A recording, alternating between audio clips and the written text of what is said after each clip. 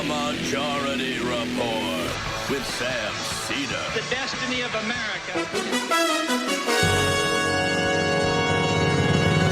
It is the number debate, seventh debate of the Democratic primary from Iowa, brought to you by CNN. Sorry, guys. We're talking over it. We're creating a new product. It's very derivative. So it is not, we're not infringing upon anybody's copyright. Of course, you can go and watch this on CNN. But our value add is such that it almost takes us into a completely different category of copyright because of our value add. Joining us tonight in studio, Alex Perrine. Hello. And there he is. Proof that he's here. And of course, there's Tom Steyer. He got left out of the shaking hands with Klobuchar. Did you see that? That was hilarious. That was very awkward in a way, too. All right, let's put up the sound. Of course, Jamie's here, Brendan and Matt. Tonight, we're anticipating... quick, Alex, your anticipation. Oh, I think that... Heightened? Heightened, yes. There you have the candidates who have now been introduced. Photographers will be taking pictures. My prediction is photographers will be taking pictures of the candidates. My favorite What part. I thought was fascinating, too, is that they actually, by their own clock, they brought them out with 4 minutes and 50 seconds to go before the debate. Check them out. So this is actually pre-debate. And the This debate is will get underway. 400. There's 4 minutes, 37 seconds. All right, so go ahead, Alex. What do you anticipate happening today? I anticipate questions will be asked and answered. Right. No, I don't know. I mean, I have been just sort of waiting for everyone to pile on Joe Biden, but no one really seems to want to be the attack dog. So I don't know. Well, I think a lot of people are anticipating that happening tonight. I think if there was any inclination to do so between Bernie and Warren to attack Biden, I think they have more reason to do so now. Yes. They both want to sort of move on, I think, from the kerfuffle.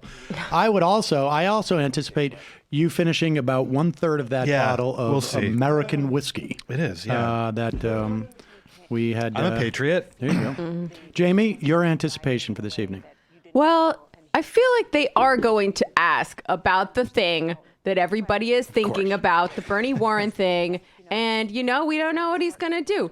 Maybe he's going to be above it all. Maybe he's going to crack and call her the B word and the C word. We don't know. You're saying that Bernie could? Yeah, we just have to wait and see if his sexism is really going to show tonight.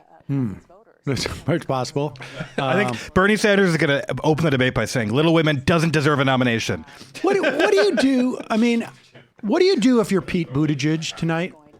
What do I do if I'm Pete Buttigieg?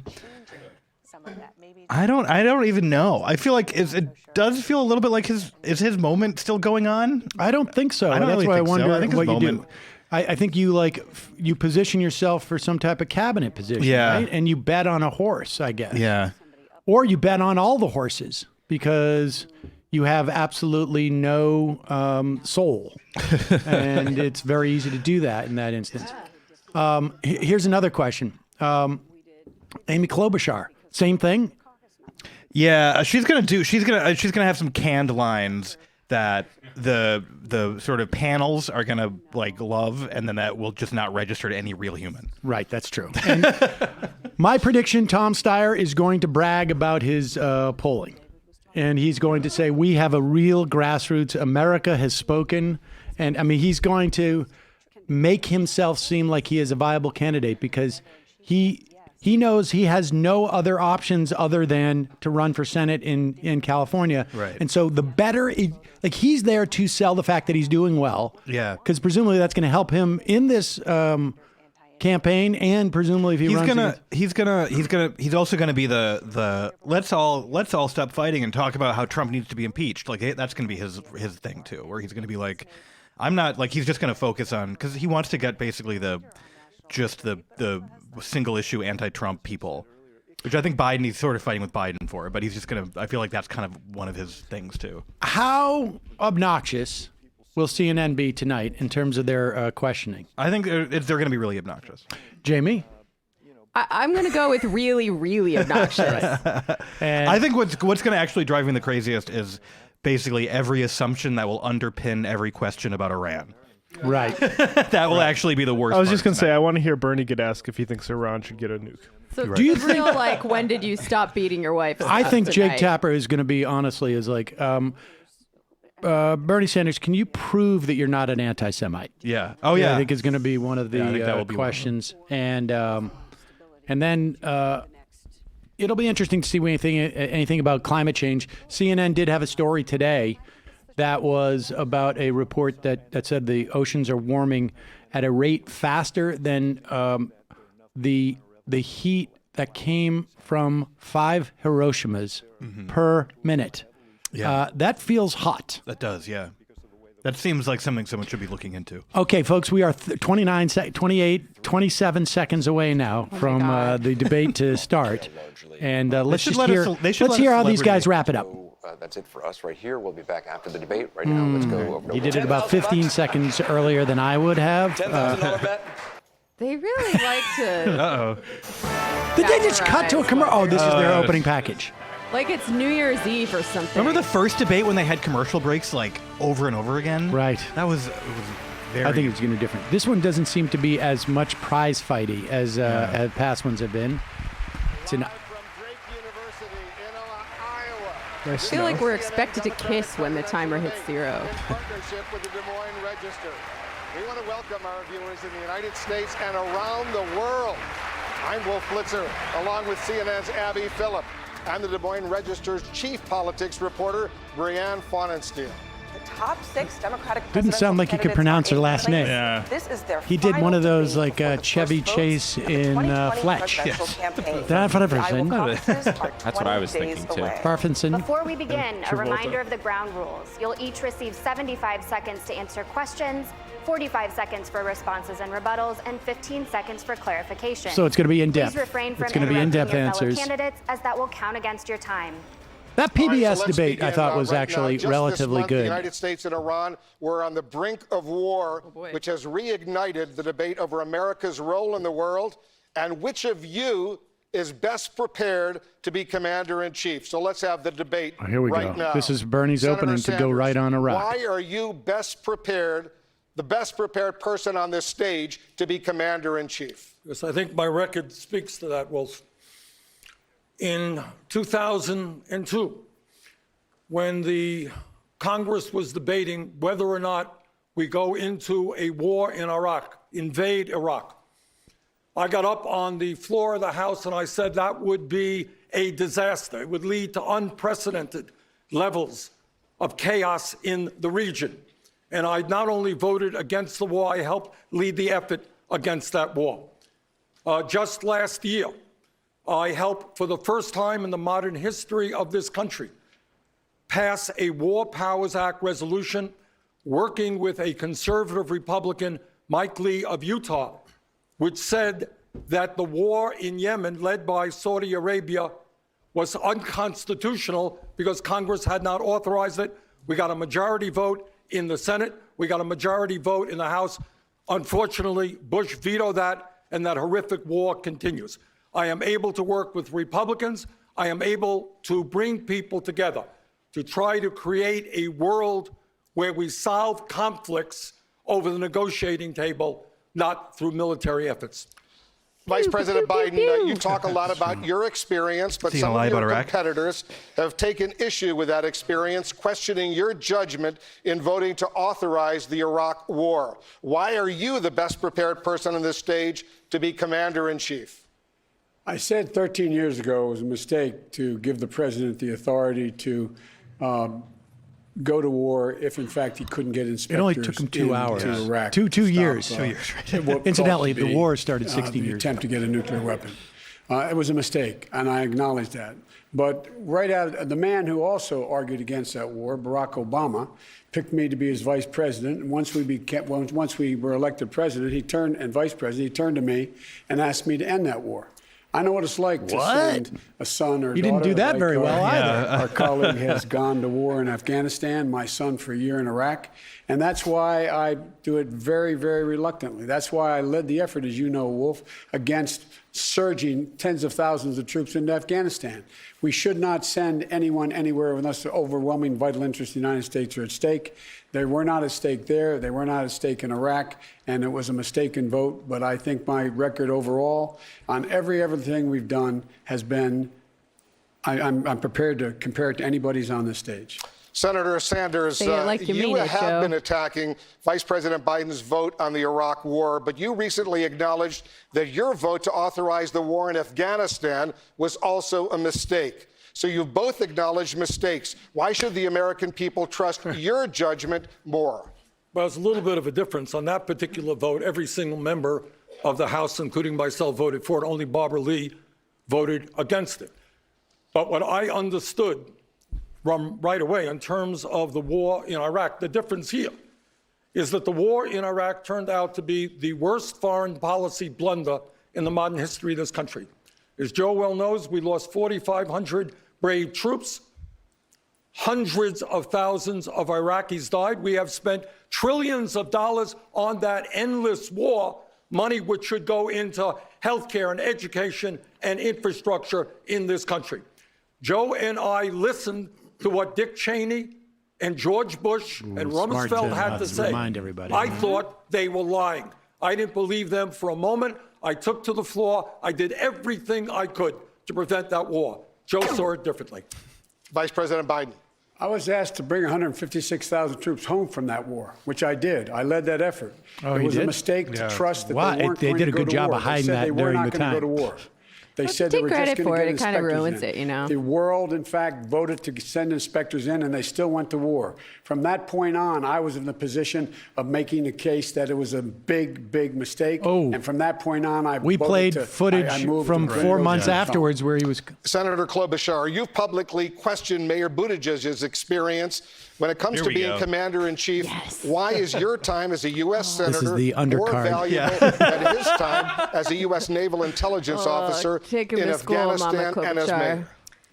Thank you, Wolf. And I've been very clear that I respect the mayor's experience very much in the military. I just have different experience. I've been in the U.S. Senate for over 12 years. And I think what you want in a president is someone who has dealt with these life and death issues and who has made decisions. I will look at my position on the Iraq war first. I wasn't in the Senate for that vote, but I opposed that war from the very beginning. In my first campaign for Senate, I ran against a Republican who ran ads against me on it, but I stood my ground. When I got to the Senate, I pushed to bring our troops home.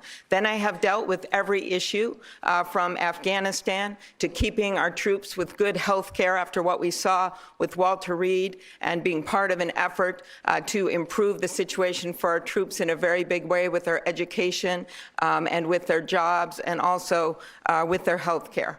I think right now what we should be talking about, though, Wolf, is what is happening right now with Donald Trump. Donald Trump is taking us pell-mell toward another war.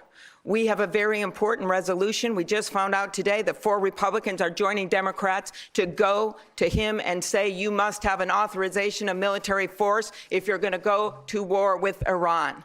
That is so important because we have a situation where he got us out of the Iranian nuclear agreement, something I worked on for a significant period of time. As president, I will get us back into that agreement. I will take an oath to protect and defend our Constitution, and I will mean it. Thank you, Senator Klobuchar. We're going to continue talking about who's best prepared to be Commander-in-Chief, Mayor Buttigieg. Well, I bring a different perspective. There are enlisted people that I served with barely old enough to remember those votes on the authorization after 9/11, on the war in Iraq. And there are people now old enough to enlist who were not alive for some of those debates.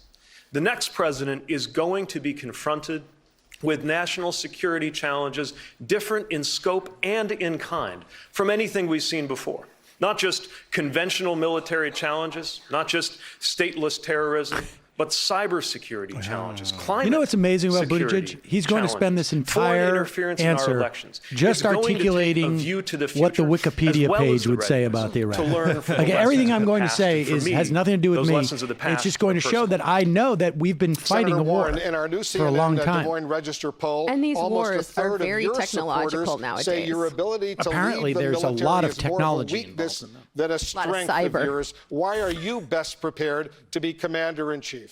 I believe the principal job of the commander-in-chief is to keep America safe.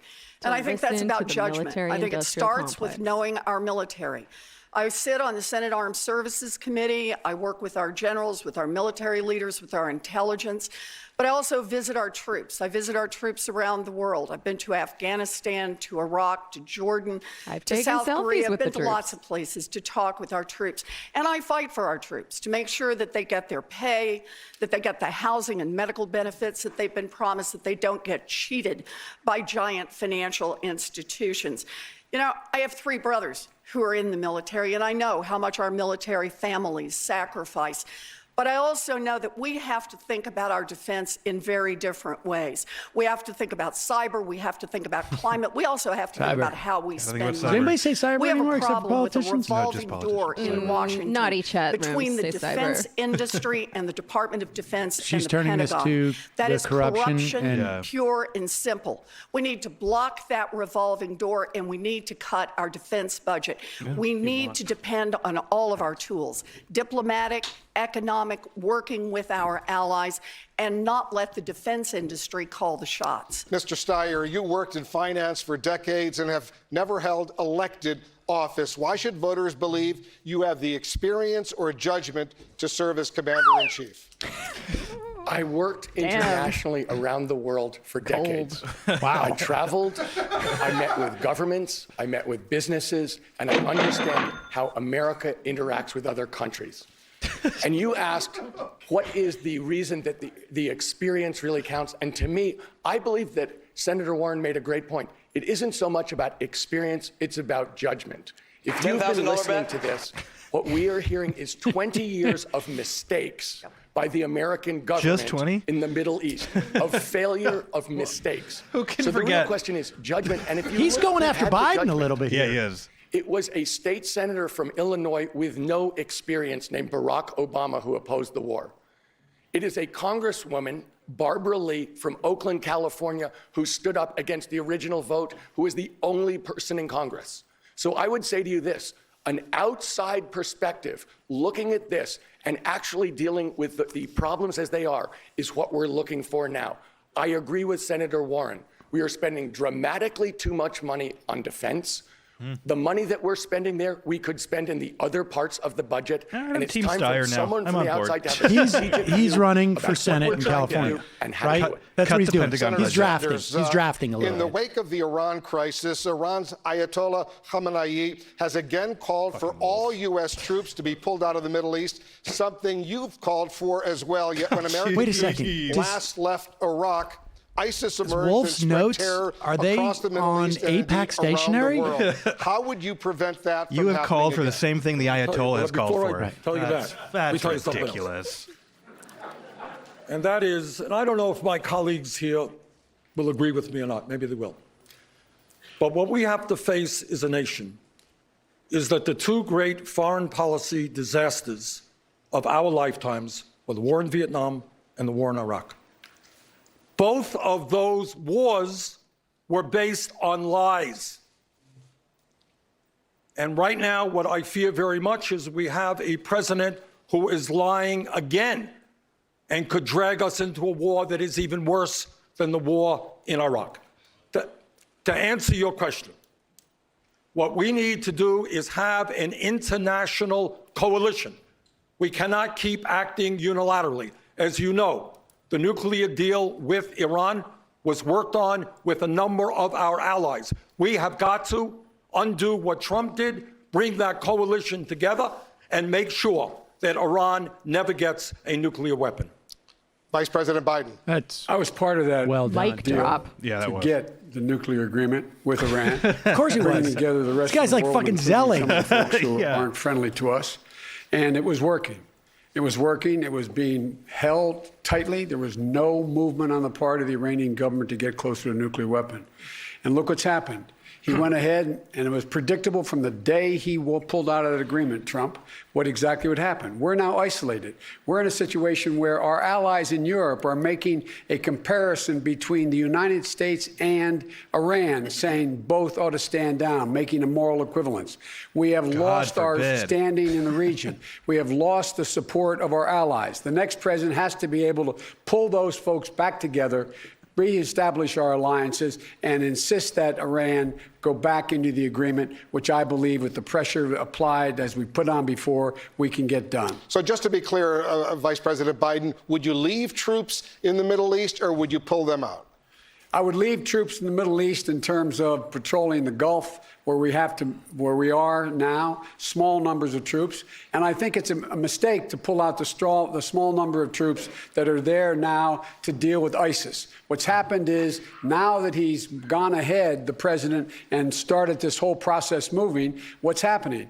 ISIS is going to reconstitute itself. We're in a position where we have to pull our forces out. Americans have to leave the entire region. And quite frankly, I think he's flat out lied about saying the reason he went after the reason he made the strike was because our embassies were about to be bombed. Senator Klobuchar, what's your response?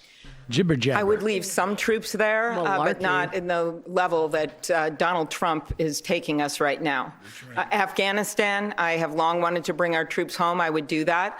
Some would remain for counterterrorism and training. In Syria, I would not have removed the 150 troops from the border with Turkey. I think that was a mistake. I think it made our allies and many others much more vulnerable to ISIS. And then when it comes to Iraq, right now, I would leave our troops there, despite the mess that has been created by Donald Trump. At the briefing we had last week, I was the only person on this stage that asked a question of both the Secretary of Defense and the Secretary of State. And I asked them about imminent threat, but I also asked them what their alternatives were. And they gave very vague answers. I asked them, where is the surge of diplomacy that we would be seeing if I was president? And I asked them where they were going to leave the Iraqi people. It was an awkward time you see that this president puts his own interests, his private interests in front of our countries. I would put our country's interests first as commander-in-chief. Senator Warren, leave combat troops, at least some combat troops in the Middle East, or bring them home? No, I think we need to get our combat troops out. You know, we have to stop this mindset that we can do everything with combat troops. Our military is the finest military on earth, and they will take any sacrifice we ask them to take. But we should stop asking our military to solve problems that cannot be solved militarily. Our keeping combat troops there is not helping. We need to work with our allies. We need to use our economic tools. We need to use our diplomatic tools. Now, look, I understand. There are people on this stage, when it comes to Afghanistan, for example, who talk about 5 more years, 10 more years. Shoot, Lindsey Graham talks about leaving troops there for 100 more years.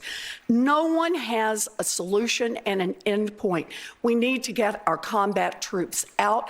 They are not helping create more safety for the United States or the region. Vice President Biden, is Senator Warren right? Well, I'll tell you what. There's a difference between combat troops and leaving special forces in a position. I was part of the coalition that put together 60 forces to deal with stateless terror as well as failed states. Not us alone, 68 other countries. That's how we were able to defeat and end the caliphate for ISIS. They'll come back if we do not deal with them, and we do not have someone who can bring together the rest of the world to go with us with small numbers of special forces we have to organize the effort to take them down. Good thing we're not playing the I'm the guy drinking game tonight, or we would be in the hospital by now. We can continue to remain engaged without having an endless commitment of ground troops. But what's going on right now is the president actually sending without having an endless commitment. The very president who said he was going to end endless war, who pretended to have been against the war in Iraq all along, though we know that's not true, now has more troops going to the Middle East. And whenever I see that happen, I think about the day we shipped out and the time that was set aside for saying goodbye to family members. I remember walking with a friend of mine, another lieutenant I trained with, as we walked away, and his 1.5-year-old boy was toddling after him, not understanding why his father wasn't turning back to scoop him up.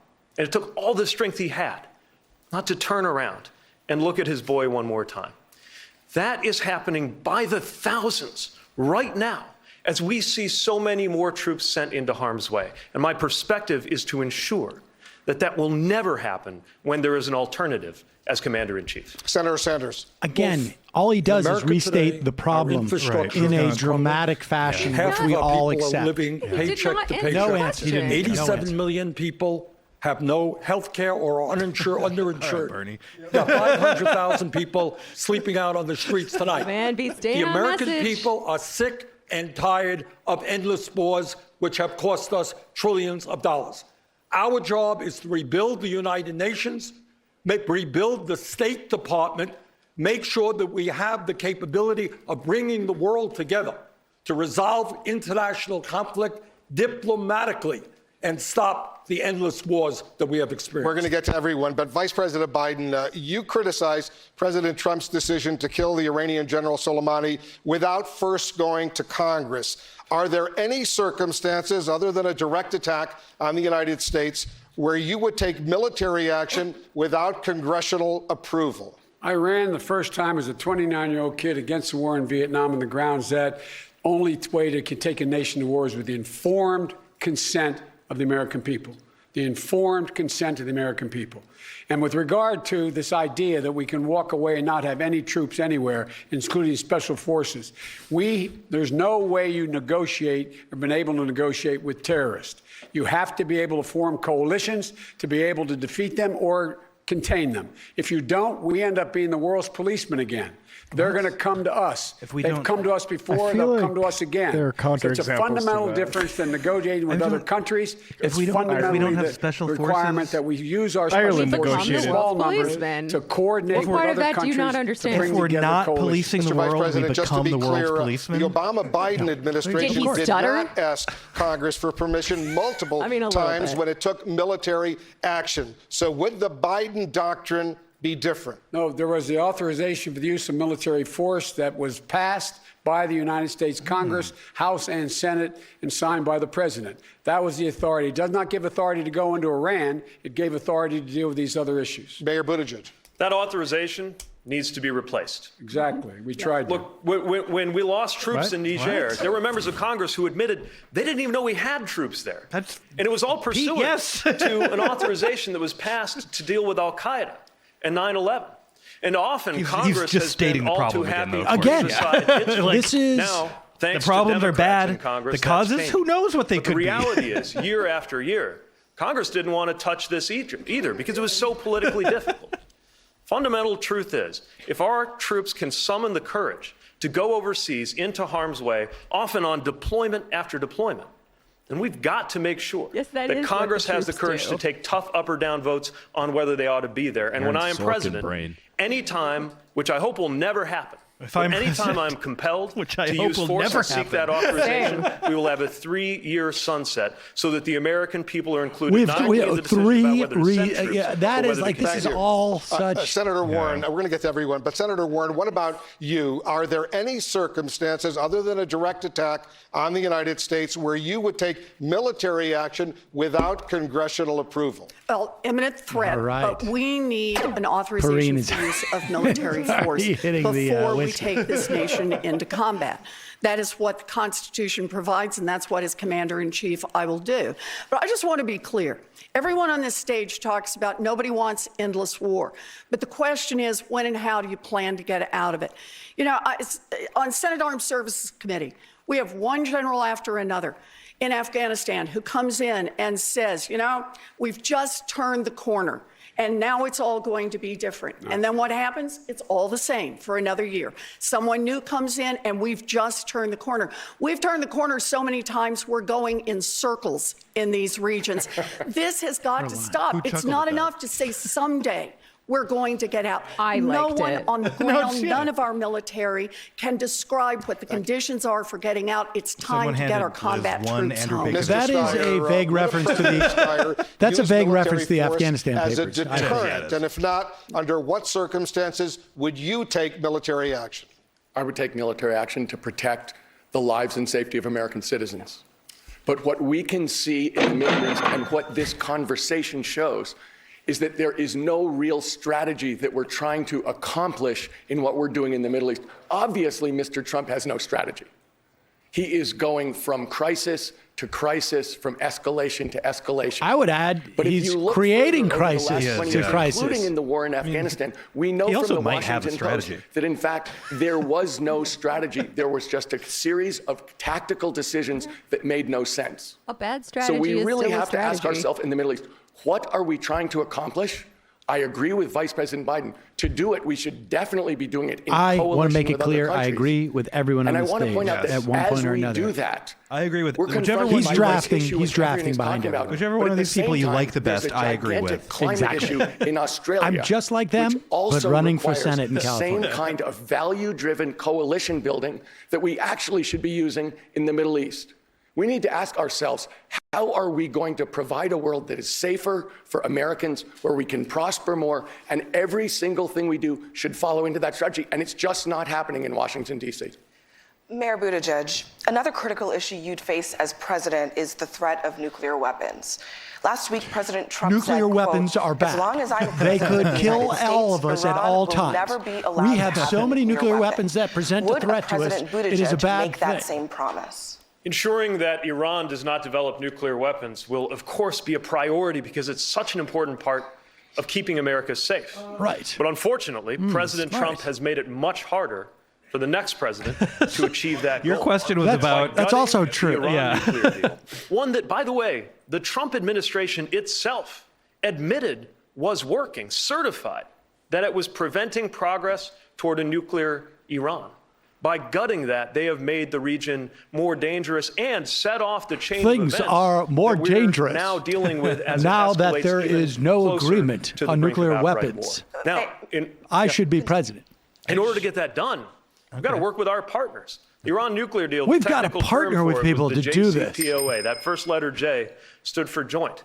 We can't do this alone, Sweet. even less so I looked it up. after everything that has happened, which is why it will be so critically important to engage leaders, including a supposed lot to of be the new leaders smart emerging around the world, and ensure that we have the alliances we need to meet what I believe is not just an American goal, but a widely shared goal around the world to ensure that Iran does not become I've a been laughing nuclear at that armed. first Jay should have joined for a while. Mayor Buttigieg, Like a to be Miss clear, Alabama I'll level part- answer about world peace. We need a coalition of 420 partners to form a new. Security depends on ensuring that Iran does not become nuclear. And by the way, we've got other challenges with nuclear proliferation around the world. Despite this president's coziness with Vladimir Putin, we actually seem to be further away from being able to work with Russia on things like the renewal of START.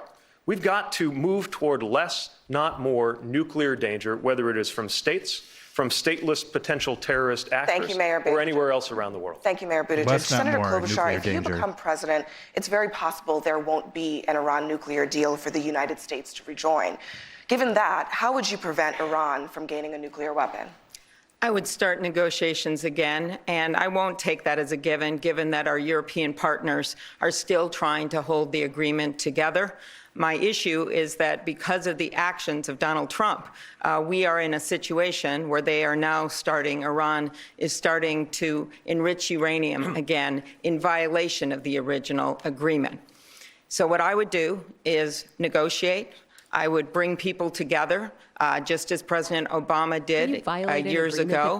And I think that we can get this done. But you have to have a president that sees this as a #1 goal. And in answer to the original question you asked the mayor, I would not allow Iran to have a nuclear weapon. And then you have to get an agreement in place. I think there are changes you can make to the agreement, better sunset, some changes to the inspections. But overall, that is what we should do. And I am the one person on this debate stage on the first night of the very first debate when we were asked what we saw as the biggest threat to our world. I said China on the economy, but I said Iran because of Donald Trump, because I feared that exactly what happened would happen. Enrichment of uranium, escalation of tensions, leaving frayed relations with our allies. We can bring them back, understanding this is a terrorist regime that we cannot allow to have a nuclear weapon. Vice President Biden, I want to ask exactly you about the North language that Korea. leads to President Trump has endless met with Kim war in Jong-un the- Right. 3 times. Just precisely the President assumptions and Obama language once that lead said, to I don't think anyone should have a without nuclear any weapon, but preconditions. like that Would you seems meet to with be North the only Korea way without you any don't get preconditions? invaded by the not U.S. now. I wouldn't meet with him about any preconditions. Look, what we gave him everything he's looking for, legitimacy. The president showed up, met with him, gave him legitimacy, weakened the sanctions we have against him. I hate to would be be like putting this, what I but what's did going on as with his vice nose? president. I met with Xi Jinping more than is he anyone getting all else. red? I would be putting pressure on China to put pressure it's on caving in a little Korea to cease and desist from their nuclear power, make their efforts to deal with nuclear weapons. I would move forward, as we did before, and you reported it extensively, Wolf, about moving forward the whole notion of defense against nuclear weapons, that we would, and when China said to me, when Xi Jinping said to me, that's a threat to us, I said, we're going to move and protect our interests unless you get involved and protect it. I would reignite the relationship between Japan and South Korea, and I would put enormous pressure on China, because that's also The 9 in their p.m. debate interest time, for start them time, to not put good for, pressure Biden. on North Korea to cease and desist. But I would not meet with, absent preconditions, I would not meet with the, quote, supreme leader who said, Joe Biden is a rabid dog. He should be beaten to death with a stick. I count that. You got to clip that one. Other than that, I like him, and he got a love letter from Trump right after that. Mr. Steyer, would you meet with North Korea without any preconditions? No. It's very clear that if we're going to do something with North Korea, we're going to have to do it in concert with our allies, that meeting with him without preconditions is not going anywhere, that the staff can meet to try and see how far we can get. But this is a classic situation where the United States idea of going it alone Whenever makes Tom no Steyer sense. speaks, I And just when feel you're like talking about Iran, let's face Dad it, invited Iran somebody is over under for great Passover pressure dinner, and he's just economically. taking over. So and just every talking single about discussion stuff. we've had about Iran has had to who do with cares? military power and America Like, it's versus just Iran. Whereas, in fact, what completely worked with President Obama benign was but an irrelevant, alliance of and our just allies eating up and us putting time for the other economic country to pressure on decide them for about them a to give serious up their decision they have to military make. tactic. That, to me, is called strategy. Having a goal to make America safer by looking more broadly than just us as the policemen of the world. I think this is an intellectual curiosity America's role in expedition. the world and talk about trade. Tomorrow, President Trump is expected to sign phase 1 of a trade agreement with China, and the Senate will likely soon approve a new trade deal with Mexico and Canada, Iowa's largest trading partners. Senator Sanders, you have said that new deal, the USMCA, quote, makes some modest improvements, yet you're going to vote against it. Aren't modest improvements better than no improvements for the farmers and manufacturers who have been devastated here in Iowa? The answer is we could do much better than a Trump-led trade deal. This deal, and I think the proponents of it acknowledge, will result in the continuation of the loss of hundreds of thousands of good-paying jobs as a result of outsourcing. The heart and soul of our disastrous trade agreements, and I'm the guy who voted against NAFTA and against permanent normal trade relations with China, is that we have forced American workers to compete against people in Mexico, in China, elsewhere, who earn starvation wages, $1 or $2 an hour. Second of all, every major environmental organization has said no to this new trade agreement because it does not even have the phrase climate change in it. And given the fact that climate change is right now the greatest threat facing this planet, I will not vote for a trade agreement that does not incorporate very, very strong principles to significantly lower fossil fuel emissions in the world. But Senator Sanders, to be clear, the AFL-CIO supports this deal. Are you unwilling to compromise? AFL-CIO does. The Machinists Union does not, and every environmental organization in this country, including the Sunrise Organization, who are supporting my candidacy, opposes it.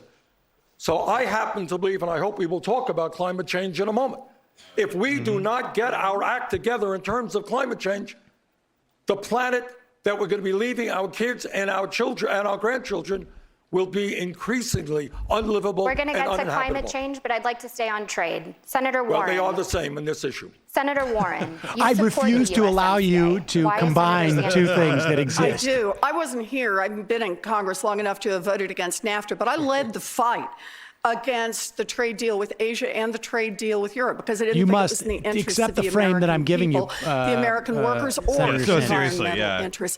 But we have farmers here in Iowa who are hurting, and they are hurting because of Donald Trump's initiated trade wars. We have workers who are hurting because the agreements that have already been cut really don't have enforcement on workers' rights. This new trade deal is a modest improvement. Senator Sanders himself has said so. It will give some relief to our farmers. It will give some relief to our workers. I believe we accept that relief. We try to help the people who need help, and we get up the next day and fight for a better trade deal. We need a coherent trade policy. We need a policy that actually helps our workers, our farmers. We need them at the table, not just a trade policy written for big international companies. I'm ready to have that fight, but let's help the people Thank who you. need Senator help right Sanders, now. can you please respond to Senator Warren? Well, I think that it is not What's the so response? easy I mean, to that's put not- together the new response is like- trade They're trying legislation. so hard to I make this disagree. fight already. I think it will set us back a number of years. See my Senator answer Warren is 30 right seconds. in Yeah, saying right, to like- bring the stakeholders to the I said table. it was a modest That improvement, It is not the good family enough. farmers here in Iowa She says and in Vermont modest and around the improvement. country. That is the environmental community. That is the workers. Bottom line here is I am sick and tired of trade agreements negotiated by the CEOs of large corporations Senator Klobuchar, behind I'd like doors. to bring you in here. Brianne, I want to hit reality here. I serve on the Agriculture Committee, and I will never forget going to Crawfordsville here in Iowa, and thank you for bringing up Iowa, Brianne, since that is where we are. And I went to this Christ. plant, and there was one worker left in that Fuck plant. you. That plant had been shut down because of Donald Trump's trade policies and because of what he had done to those workers with giving secret waivers to oil companies and ruining the renewable fuel standard. That worker brought out a coat rack Oh, she's talking about of ethanol? uniforms, and he said, "These are my friends. They don't work here anymore." And their names were embroidered on those uniforms: Derek, Mark, Salvador. And that guy started to cry. These are real people hurt by Donald Trump's trade war. So what we should do, and I One guy support the working at an ethanol USMCA, plant?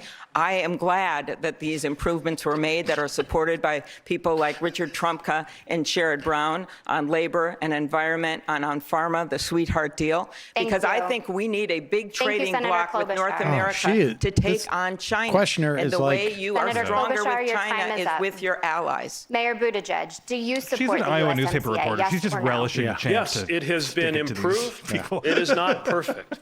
But when you sit down with the people who are most impacted, they share just how much harm Getting has the been beer done while to Pete them talks. by things like the trade war, I and know, just how it much really we is. can benefit American consumers and workers and farmers by making Pete sure we Buttigieg have is the like right kind late of labor stage and Al enforceability as Pacino Democrats in his ensured career. we Like got he's becoming like a in this parody of USMCA. himself on some level. But let's acknowledge why there is such fear and I frustration. know this worked for me In my part earlier of the in the country, campaign. industrial Midwest. I remember And when now they I'm came going around to in the double 90s, down selling on the trade cadence. deals, telling us, When I'm because on don't the worry debate about your stage. slice of the pie. I want The pie to will get talk so about much the bigger, questions everyone on the will be better debate off. stage. And that promise was broken. The part about the pie getting bigger happened.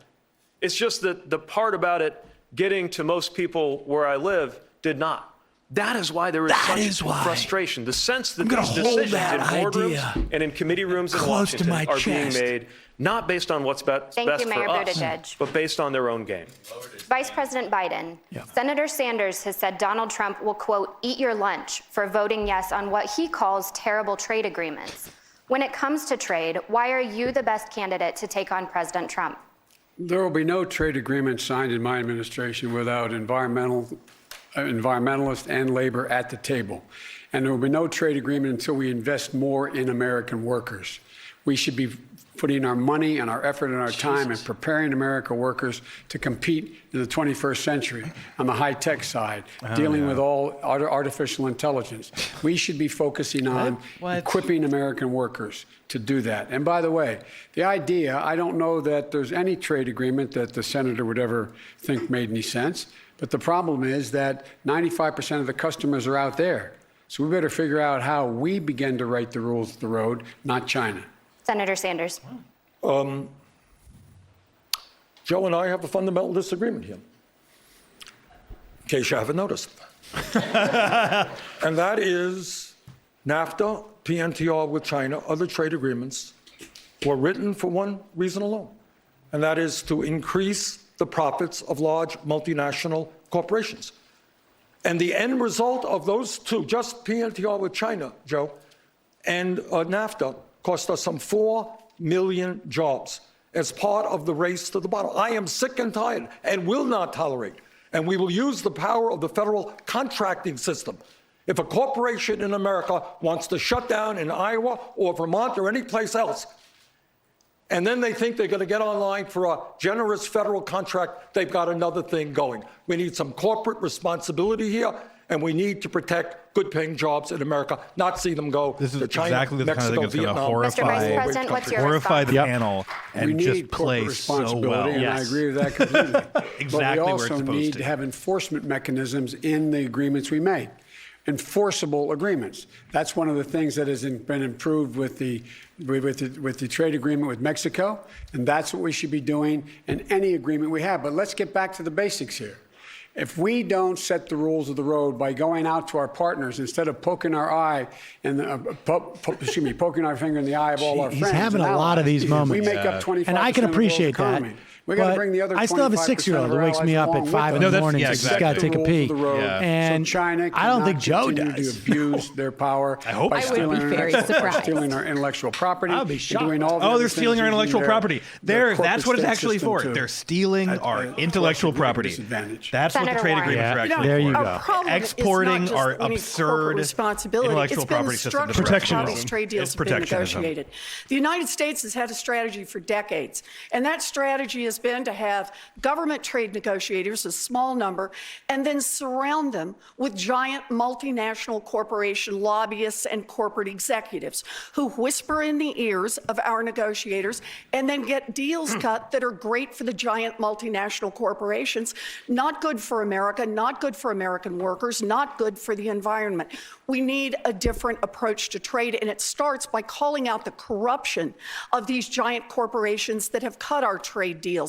Everybody wants to get to the American market, and we need to put some standards in place. You want to be able to sell your goods here, then you've got to meet some environmental standards. You've got to meet Thank you, labor Senator standards. Warren. We I'd need like to bring in Mr. Steyer. Senator Warren, finish. you're suddenly Even on though farmers and like doing the thing you're good manufacturers at. here in I gotta Iowa say- and around the country could see some relief from the China If you had deal. told me that They've been 40 minutes crushed by into the current debate, they wouldn't be administration's trade talking war. about What will you do as president to the help Bernie them get Sanders. back on I their mean, feet? so kudos. Look, on the There's first still day, time for I him would to undo pull his Mr. dick Trump's out and wave it tariffs. around and call her On the first day, slurs for I would get women. rid Don't of his worry. waivers. I know they'll that do it, Senator but Klobuchar was I mean, referring to oil kudos to refiners CNN for for not having to use, avoiding, and maybe it's because it was the corn-based ethanol. Iowa In fact, these trade deals reporter, have been you know, who exactly was just up first in what terms of that. Senator I don't know. Sanders and Warren have been saying, which is that they've been designed to grow the American GDP for the corporations of America, not for the working people of America. And Steyer's not so to funny protect because he's just the proof climate. that So all let me these say this. I'm the only super person on this rich stage who says donors are climate just my rad number one libs. priority. They are such like I would not they sign really are. They're more this liberal than a deal lot of the because if politicians. climate's So, your like, number one except when you get to can't like, sign a is my deal, tax bill even going if up? it's Like, better right. for Like working anything people that's like until too that needs to also be redistributive. taken into Yeah, consideration. exactly. Look, I've got 4 kids between the ages of 26 and Mort 31. Saul. I was a cannot fan of allow Mort this Saul's country for- to go down the path of climate For really, destruction. when I was a young Everybody in their comedian. generation knows it. Frankly, And he Mayor came on Buttigieg, the Majority you're their Report with generation. Janine and I. I He think came you in, would and be it took me a standing long up time to more. understand what he had said. Look, that's why I'm standing up for it. We cannot. But he came in and he put said, climate "I'm on a the back radical." seat all And we were the like, time and say, like, we're what does gonna that mean sign as a this category? one more deal, we're gonna do one more thing And he without said, putting climate everybody's first. a liberal That's why till it's it my costs number one them priority. We can do a it in way quarter that makes or a us dime. richer, I but we can't have remember to what he do said. it. And I didn't Buttigieg, really your quite response? fully Well, that's understand right. what he had This said issue's until personal for what me. he meant. That's why we're Right. tackling Until climate from day we got to one. the other side of the It's Bush why administration. we've got to make sure that Yes. we have better answers than we do today. Now, what I've noticed is pretty much all of us propose that we move on from fossil fuels by the middle of the century, starting with actions that we take right now. The question is, Fossil are we gonna make fuels sure are any of fuels this derived actually from- gets done? Because people have been saying the right things in these debates for literally decades. The other day in Winterset, there was a kid at one of my events raised his hand. And he Everybody's pointed been out that saying the he right thing, expects to and be that's here why I in want to his propose 90s, some in the year bridge 2100. technology. That He will sit in judgment over what we do, not just what we on this stage do. Anyone old enough to vote right now, whether we actually, Let's see if he actually put together gets the to national any type project of, it will require to meet our climate tangible goals, to act strategy aggressively, not just tactics. rejoining the Paris Climate He's Accord, just- that's table stakes, but to actually move on from the fossil-dependent economy we live in today. we've got a problem, and we've really got to do something about it. He did exactly the thing again. Exactly. The problem is the fossil-dependent CNN economy. reported yesterday that The end. Senator Sanders and Senator Warren I'm so confirmed his statement disappointed in people that for in liking him, 2018, honestly. you told her that you did not believe that a woman could win There the it is. election. Why did you say that? Why did Well, you as a say matter that? of fact, I didn't say it. And I don't want to waste a whole lot of time on this, When did because you this stop is what beating your Donald wife? Trump and maybe some of the media want. Anybody knows me, knows that it's incomprehensible that I would think that a woman could not be president of the United States. Go to YouTube today. There's a video of me 30 years ago talking about how a woman could become president of the United States. In 2015, I deferred, in fact, to Senator Warren. There was a movement to draft Senator Warren to run for president. And you know what? I stayed back. Senator Warren decided not to run, and I did run afterwards. He tried Hillary to get her Clinton to run. won the popular vote by 3 million votes. How could anybody in a million years not believe that a woman could become president of the United States? And let me be very clear. Interesting. If any of the women how on Warren this stage responds to or this. any of the men on this stage win the nomination, I hope that's not the case. I hope it's me. But if they do, I will do everything in my power to make sure that they are elected in order to defeat the most dangerous president in the history of our country. So, Senator Sanders, Wow. Senator Sanders, I do want to be clear They haven't here. applauded anything. You're Very saying decisive. that you never told Senator Warren that a woman could not win the election. That is correct. Senator Warren, what did you think when Senator Sanders told you a woman could not win the election? What are they doing? I disagreed. Bernie is my friend, and I'm Wow. not here to try to fight with Bernie. But look, this question about whether or not a woman can be president has been raised, and it's time for us to attack it head on. And I think the best way to talk about who can win is by looking at people's winning record. So, can a is woman so beat dirty. Donald Trump? Look at the men on this stage. Collectively, they have lost 10 elections. The only people on this stage who have won every single election that they've been in are the women, Amy and me. Oh my God.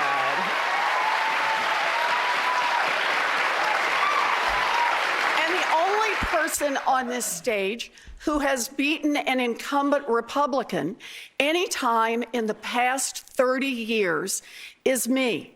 And here's what I know. It was the real Massachusetts. danger that we face as Democrats But, okay. is It was picking a candidate who I can't voted pull for our her. party together, or someone who takes You were for right. granted She's leaning big into this. parts of the Democratic I constituency. mean, this is what she should be We doing. need This is a exactly candidate what she should be who doing. will Without excite all having parts of the revealed Democratic what Bernie Party, Yes. did or bring did not say to her. everyone in, and give everyone a Democrat to believe in. That's my plan, and that is why I'm going to win. Senator Klobuchar. She didn't even have to argue with him about the facts because the moderator did it for her. Senator Yeah, no, that Klobuchar, actually. Yes, Are you hissing? Senator Klobuchar, let me finish She's my a snake. comment. Okay. Snake in the grass. I thought it was such Wow. an I wasn't at the meeting, laying so down I can't facts. comment, but I was going to say. What that do you say to people that who moderator followed. say Oh, that is a woman Klobuchar can't win this pretending she wasn't at the meeting? I hear that.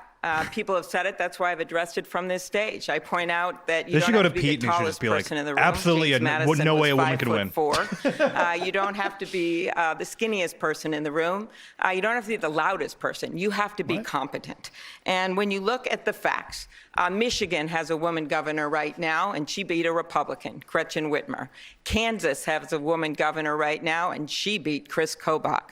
And her name is, I'm very proud to know her, and her name is Governor Kelly. Thank you. It's what? Third, I would add to this. You have to be competent to win, and you have to know what you're doing. And when you look at what I have done, I have won every race, every place, every time. I have greatest won debate in of my the adult reddest life. districts. I have won in the suburban areas, in the rural areas. I have brought people Sorry, with I gotta me. check. That is why I have the most endorsements of current Iowa legislators and former Iowa legislators in this race, because I know I bring people with me. And finally, every single person that I have beaten, my Republican opponents, have gotten out of politics for good. And I think that sounds pretty good. I think that sounds pretty good with the guy we have in the White House right now. Senator Sanders, you can respond. Well, just to set the record straight, I defeated an incumbent Republican running for Congress. When? 1990. That's how I won. Whoops. Congressman. Fact checks again, Liz. Sorry. I don't think there's any debate up here. Wasn't that 30 years ago? I beat an incumbent Republican congressman. And I said I was the only one who's beaten an incumbent Republican in 30 years. Well, 30 years ago was 1990, as a matter of fact. But I don't know that that's the major issue of the day. I think what the major issue of the day is, does anybody in their right mind think that a woman cannot be elected president? That's enough. Nobody believes that. If Hillary Clinton got 3 million votes, more votes than Trump.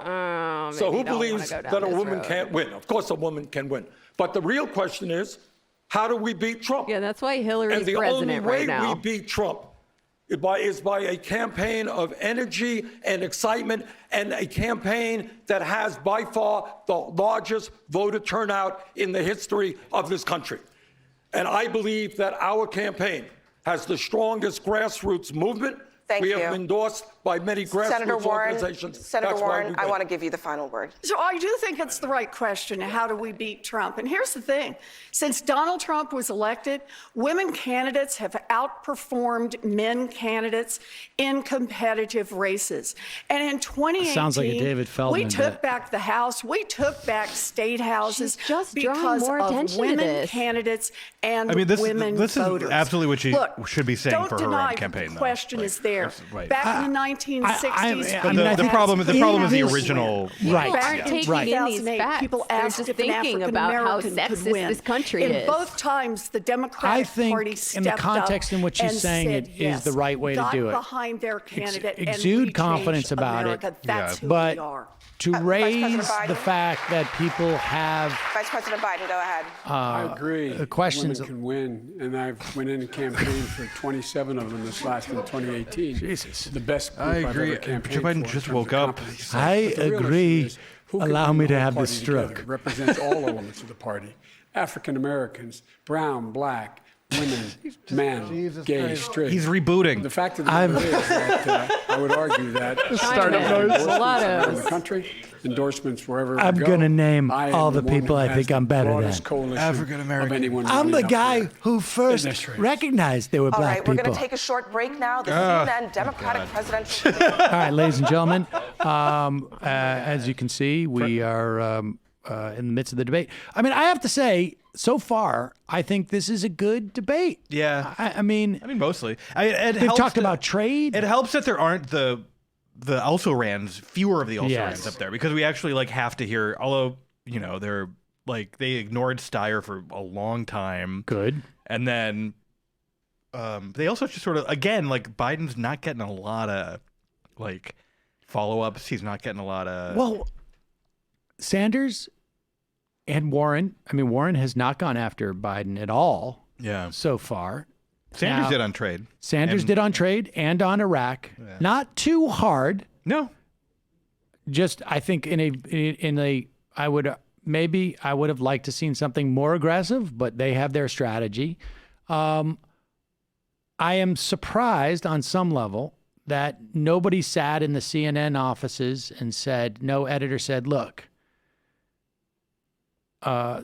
Warren wrote a piece about the bankruptcy bill about a week or 2 weeks ago on whatever it is that I can never remember the name of it. But she wrote some piece about it, and that clearly signaled that they were going after Biden on bankruptcy bill. Ask a question about the bankruptcy bill. I will be very surprised if they don't. I think it'll come up. I would be. don't know. I would I think actually it'll be come sort of shocked. I would. That to me would be. It should come up. Malpractice from a journalistic perspective. I mean, clearly, it has all the things. I mean, the bankruptcy bill is sort of Liz Warren, the politician's origin story. That's why she wants to talk about it. Yep. And obviously, it was like, and I mean that we all have forgotten that after last weekend, but like, Bernie started hitting him on bankruptcy right before that. Yep. Bernie was hitting Biden on bankruptcy right before that. Well, why would you draw blood from Biden on bankruptcy when you could double down on losing neoliberal identity politics from 2016? I think there is some value in her, it depends on which. I mean, she's trying to win a Democratic primary. She's trying to win Democratic primaries. She needs Democratic voters who love Hillary Clinton. Yes, of course. Does she not already have those voters? No, though? she doesn't. They are scared. Literally, this is what Bernie was saying. They are scared, and they are supporting Biden. That is why. I mean, that is my primary critique of Warren. The way this happened. The way all of this happened. If we believe the story. And this is the story that the Warren people are putting out there, that she was not responsible for the leaks about it, that she had to respond to it.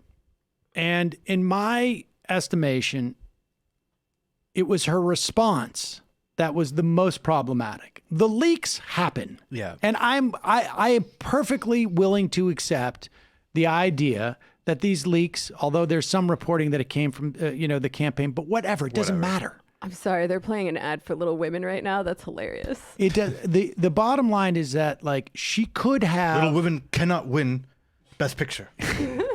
She could have used that as an opportunity to both activate those people you're talking about, but do it in a way that is from strength. Yes. Yeah. Instead, you're absolutely right. Instead, did it from a place of weakness. I've been attacked, rather than I'm going to use this for my attack. And also, I mean, I don't care what anybody says. She revealed something that was clearly in a private conversation that was being held even before the race. Mm-hmm. And I have had conversations, and I tweeted this out, with women, with other pundits, male and female, that were similar to this. And I would never say who those people were. No, yeah, exactly. That is not good for her brand. I don't think it's good for her brand. Like, people across the political spectrum agree that snitches get stitches. But I think, they both did a good job of sort of like pushing past it, despite the fact that obviously that CNN... Well, the CNN wanted her... The thing is like, it's still the reality of her having sort of accepted the premise of their framing of it. It still is there, but they wanted her to go after him, and she at least she didn't do that. And even if this did help her in the primary, it will be toxic in the general. For Iowa Democrats. Oh, here we go. Donald Trump is trying to repeal Obamacare, including the protections for pre-existing conditions. We all know that each of you vigorously opposes that. Still, there are some questions about what each of you would do. Senator Sanders, you've consistently refused to say exactly how much your Medicare for All plan is going to cost. Don't voters deserve to see the price tag before you send them a bill that could cost tens of trillions of dollars? Well, what I will tell you is Medicare for All, which will guarantee comprehensive health care to every man, woman, and child, will cost substantially less than the status quo. Yeah, thank God he just rejects premises. He just rejects premises paying like that. By far the highest prices why won't you in the talk world about human for lives in the prescription language drugs of the and market? Healthcare in general, while we have 87 million uninsured and uninsured and underinsured, and while 30,000 people die each year. On the Medicare for All, one of the provisions we have to pay for it is a 4% tax on income, exempting the first $29,000. So the average family in America that today makes $60,000 would pay $1,200 a year, compared to that family paying $12,000 a year. We save money, comprehensive health care, because we take on the greed and the profiteering and the administrative nightmare that currently exist in our dysfunctional system. Vice President Biden, does Senator Sanders owe voters a price tag on his health care plan? I think we need to be candid with voters. I think we have to tell them what we're going to do and what it's going to cost. And a 4% tax on income over $24,000 doesn't even come close to paying for between 30 and some estimates as high as $40 trillion over 10 years. That's doubling the entire federal budget per year. There's a way to do that.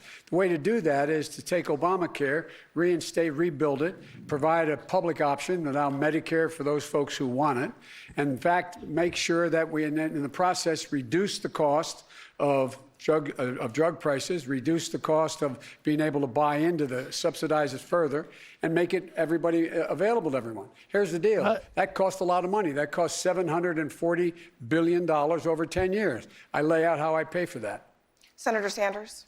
Well, first of all, what Joe forgets to say is when you leave the current system as it is, what you are talking about are workers paying, on average, 20% of their incomes for health care. That is insane. You got 500,000 people going bankrupt because they cannot pay their medical bills. We're spending twice as much per capita on health care as do the people of any other country. Look, we've talked about health care for all in this country for over 100 years.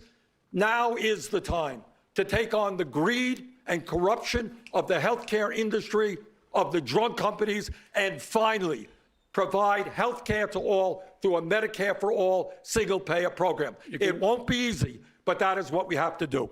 You can do it without that. You can do it without Medicare for all. You can get the same place. No, you can. Senator Klobuchar. Senator Sanders and I have worked together on pharmaceuticals for a long, long time, and we agree on this. But what I don't agree with is that his position on health care.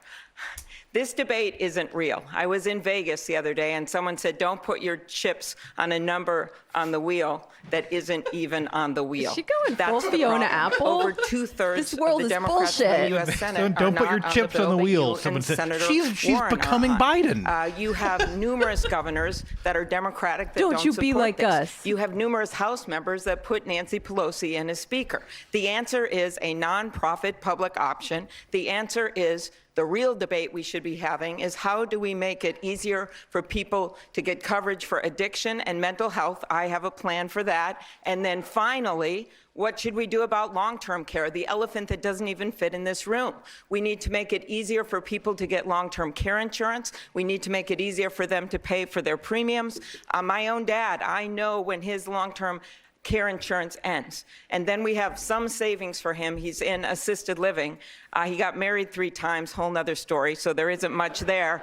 But then we go to Medicaid. Wait a minute. So I've relatable. already Thank talked to Catholic Elder Care. They're willing to take him in. Our story is better than so many other families. We have to make it easier for long-term No, care. It's not we just for seniors. can't. It's also for the sandwich. Si no puede? Is that what it Trying to is? help How would you their say parents. that? No se puede. No se puede. Start with what's happening in America. People are suffering. I'll just pick one.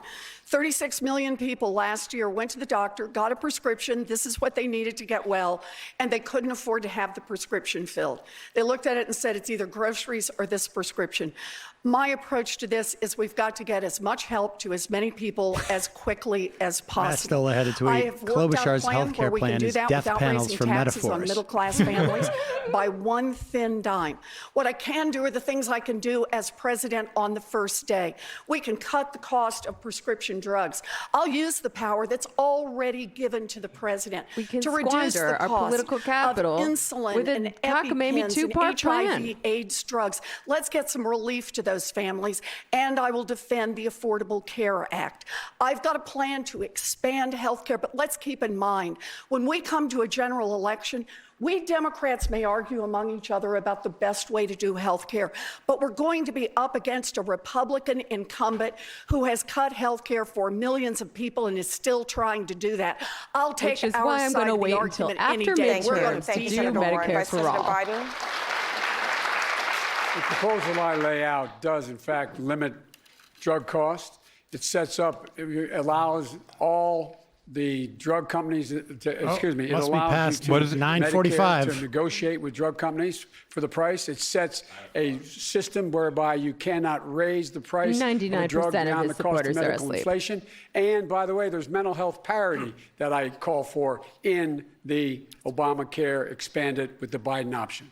Mental Mr. health Steyer? parity in the Obamacare expanded. We've with the Biden had this option. conversation on this stage so many times.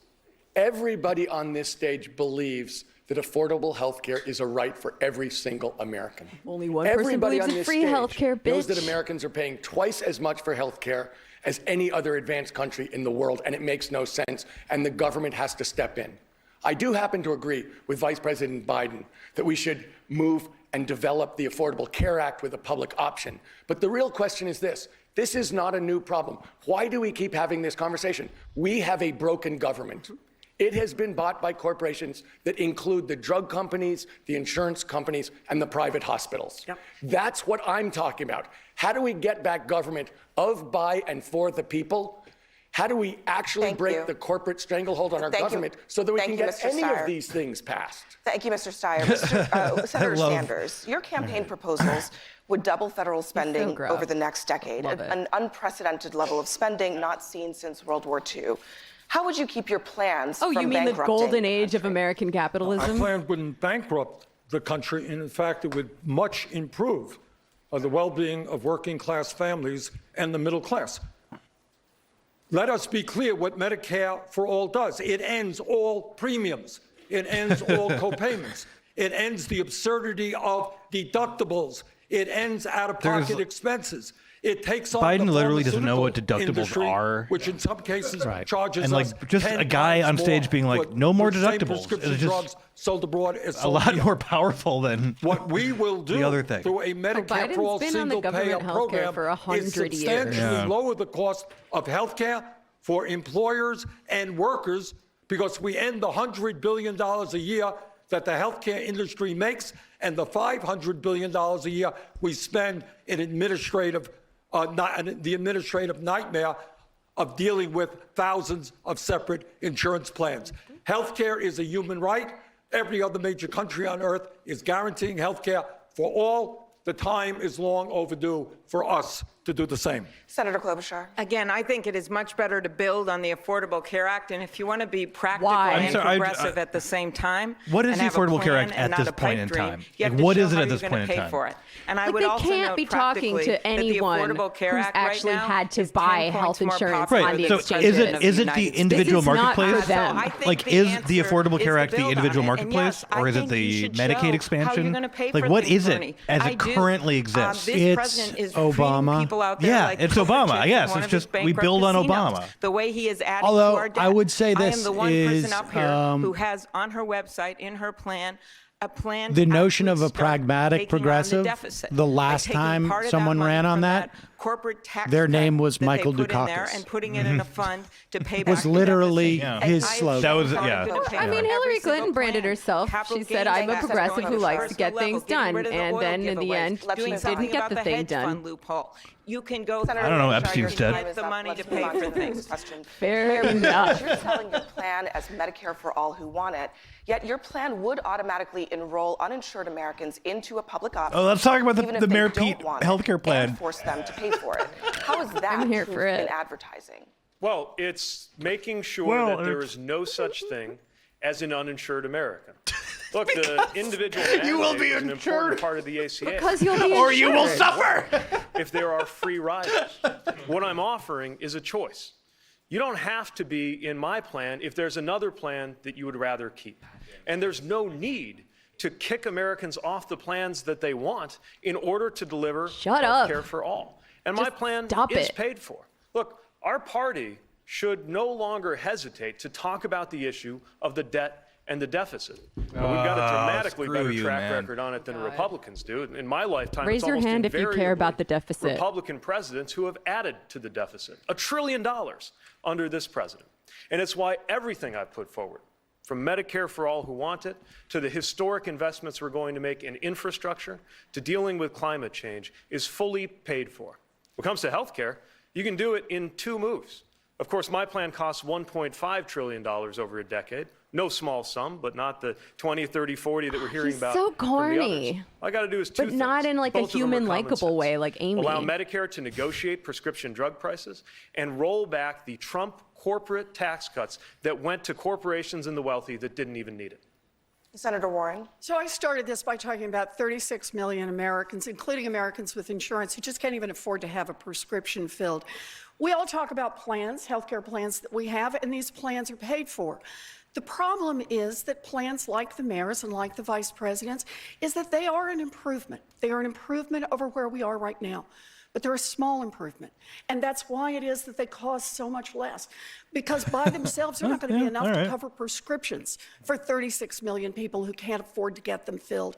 What we need to do is make the commitment that we know where the money comes from. We can ask those at the very top, the top 1%, to pay a little more. Those giant corporations like Chevron and Amazon who paid nothing in taxes, we can have them pay.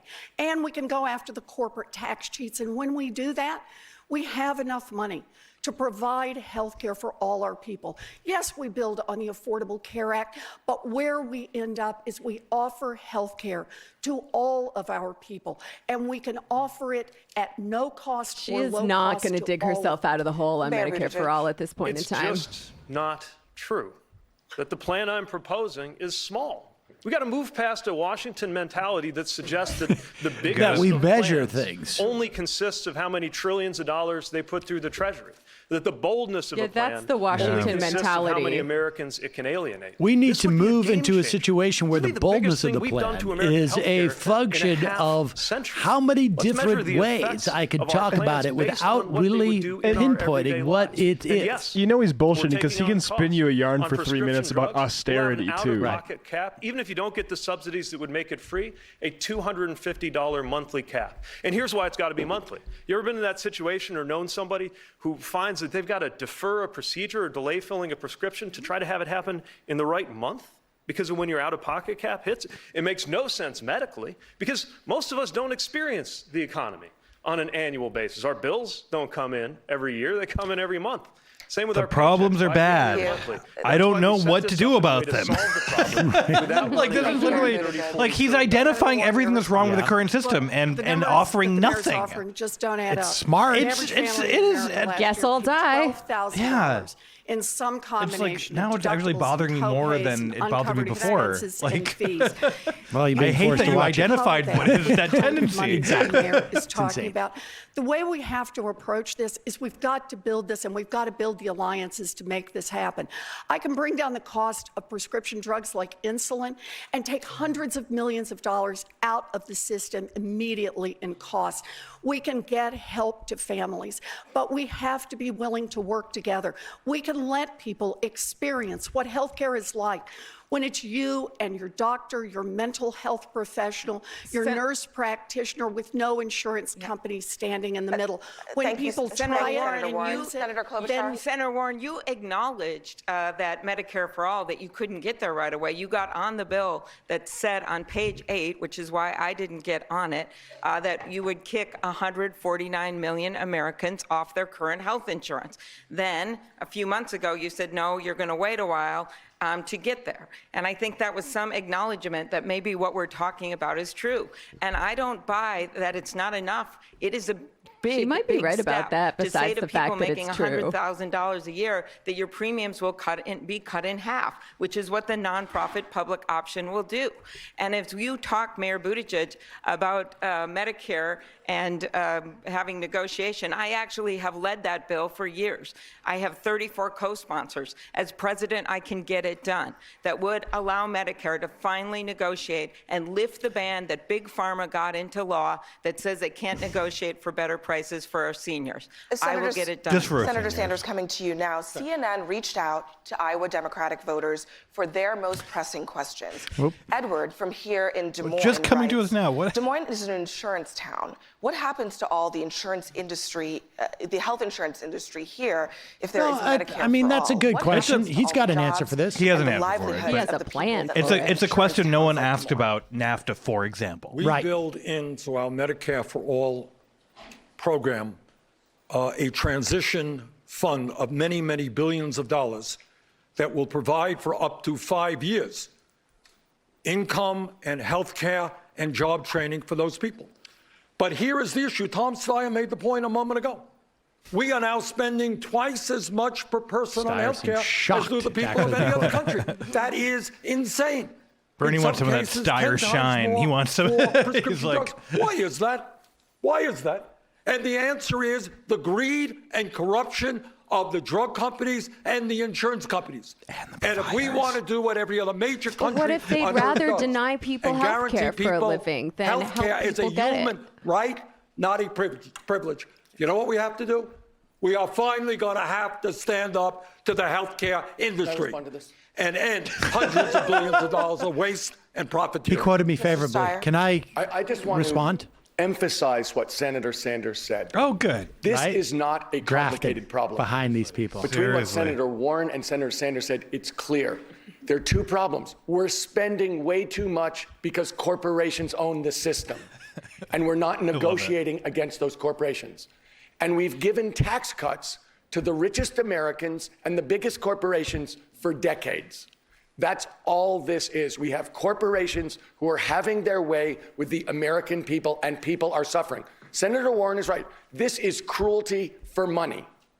In order to break this, we're going to have to break the corporate stranglehold and solve both the tax and the negotiating problem. That's why I'm for term limits. We need to redo Washington, D.C. and actually take back the government from the corporations. Thank you, Mr. Steyer. Vice President Biden. I am for disempowering the politicians relative to the corporations to disempower the corporations. Do in our administration what five Democratic presidents couldn't get done, and that is pass Obamacare. It was a big 5 deal. Democratic presidents Secondly, tried to I would pass argue that the Obamacare way you before control Obama was drug elected prices- and finally did it. Not a lot of people know charge that. those prices. You don't have to pay the price. Limit what they can charge. If in fact they charge more than we set the price for, they can in fact people can import from abroad, assuming that it is safe. He has hastily memorized talking points about healthcare policy, but he doesn't understand any of it. This and still provide He doesn't even people understand his the own option plan. to stay the roughly 150 to 160 million Americans who like the negotiated plan they have with their employers. If they don't like it or the employer gets rid of it, they can buy into a Medicare plan and the Biden plan. Let's talk a little bit more about prescription drugs right now. I think at one point this becomes in 2018, Americans spent $335 There's billion no on way prescription drugs that alone. That's even about your $60 billion more than they paid a decade higher ago. than Senator Warren, like high information voter of a government-run is drug really that manufacturer engaged at this that point would with this step in question. if We've there is a heard drug so much shortage of or it. a price spike. Why does it I'd rather make talk sense about for the this government, than Bernie's for the government sexism. to But why don't they manufacture talk drugs, about climate especially when change? public Why don't trust they in talk government about is near historic lows? women's So let's do this rights both ways. What I over also their have said body? is Talk I'm about just the- gonna talk use about the power judiciary. that is available. The Talk judiciary. about what Mitch president McConnell. can do all Talk about by the Republican himself Party. on the very first Talk day. about Dodd-Frank. And that is Talk lower about Dodd-Frank. prices do in Talk that about the fucking context? banks. Talk about the banks. Antitrust. Talk about Lower antitrust. price Google, of insulin. Facebook. We They're already not have going to touch legislation anything Talk about that bumps Facebook. up to do against that. President CNN's just hasn't properties. picked up and used it. I will lower the price of EpiPens, of HIV/AIDS drugs. That's going to bring a lot of relief to a lot of families immediately. But there are a whole lot of drugs, about 90% of drugs, that are not under patent. They're generic drugs. But the drug industry has figured out how to manipulate this industry to keep jerking the prices up and up and up. So my view is, let's give them a little competition. The government lets contracts for all kinds of things. They let contracts to build buildings. They let contracts to build military weapons. Let's let the contracts out, put the contracts out so that we can put more generic drugs out there and drive down those prices. This is a She way needs to put a make contract out on the markets people who are work, working for not to her. try to move away from the market. You don't have to even use price controls. The whole idea behind it is get some competition out there so the price of these drugs that are no longer under patent drops where it should be. Senator Klobuchar, do you believe the government should be manufacturing drugs? I am open to looking at it, but I would try these things first. Number one, I mentioned the Medicare negotiation. Number two, I have a plan, 137 things I found that a president can do herself in the first 100 days without Congress that are legal.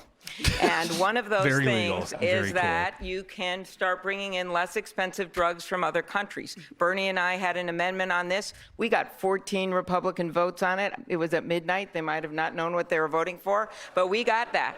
I now have an actual bill with Senator Grassley that does that. And I have a bill to get at what Elizabeth was talking about, which is to stop generics from taking money from big pharmaceuticals to keep their products off the market. The issue here is that there are 2 pharma lobbyists for every member of Congress. Thank you, Senator. They think they own Washington. They don't own me. Thank you, and as Senator president, I will Klobuchar. get this done. We're going to turn now to childcare, a huge expense for many new families and a problem that's especially acute in rural Iowa. We have another This is question from an especially Iowa acute Democratic there? voter. I mean- Mayor Buttigieg, this is for you. Tiffany from Clive writes, as a young mom, I had to quit a job I loved because childcare costs were taking up 2/3 of my income. Many families don't have the option of quitting a job because that little bit of income is needed. This is a really That important leads to question, but I families just wanted to using point out to whatever the care they listeners can that I'm find. And sometimes the contemptuous results of are the deadly, Iowa as we've focus because seen I'm in from Iowa over Minnesota. the last few years. How will you What's also prioritize shocking- accessing what's quality also affordable shocking- Midwestern childcare in the pettiness. first 100 days in office?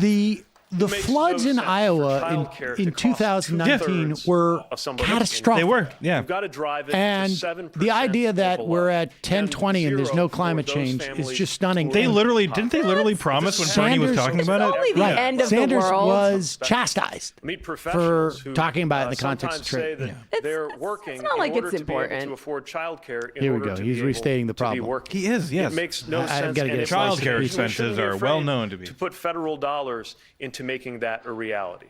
Subsidizing Pizza childcare and making actually sure that provides we're building sustenance. up a workforce of people who are paid That's how at I'm a going to decent address the level pizza to run. offer early childhood education as well as childcare Pizza writ large. is a dish we can do originally that, from and until we Italy, do, this will be one of the biggest drivers of from the gender sauce, pay gap. cheese, Because and when bread. somebody like the voter asking the question has to step out of the workforce because of that reason, she is at a disadvantage when she comes back in, and that can affect her pay for the rest of her career. Senator Warren, your education plan includes tuition-free public college for all, but you impose an income limit for free childcare. Why do your plans cover everyone for public college, but not childcare and early learning? No, actually, my plan is universal child care for everyone. It just has some people adding a small payment. But understand this about the plan. I've been there. You know, I remember when I was a young Always be mom. testing me. I had 2 little kids, and I had my first real university teaching job. It was hard work. I was excited, but it was childcare that nearly brought me down. We went through one childcare after another, and it just didn't work. If I hadn't been saved by my Aunt Bee, I was ready to quit my job. And I think about how many women of my generation just got knocked off the track and never got back on. How many of my daughter's generation get knocked off the track and don't get back on. How many mamas and daddies today are getting knocked off the track and never get back on.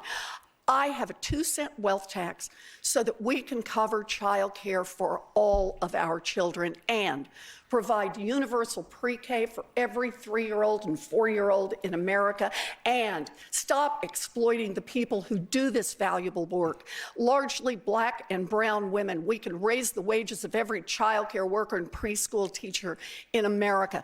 That's an investment in our babies. That's an investment in their mamas and their daddies, and it's an investment in our teachers and in our economy. Senator She's got Sanders, such will good your kindergarten universal teacher child energy. care Yeah, no, program that, I mean, be free for everyone, she's like regardless totally of speaking my income? language right now. Like that's exactly Let me pick up what she's good on at. this child care thing. Every psychologist I in also the world refer to my knows parents as mama 0 and daddy. through 4 are the most important years of human life, intellectually and emotionally. And yet our current child care system is an embarrassment.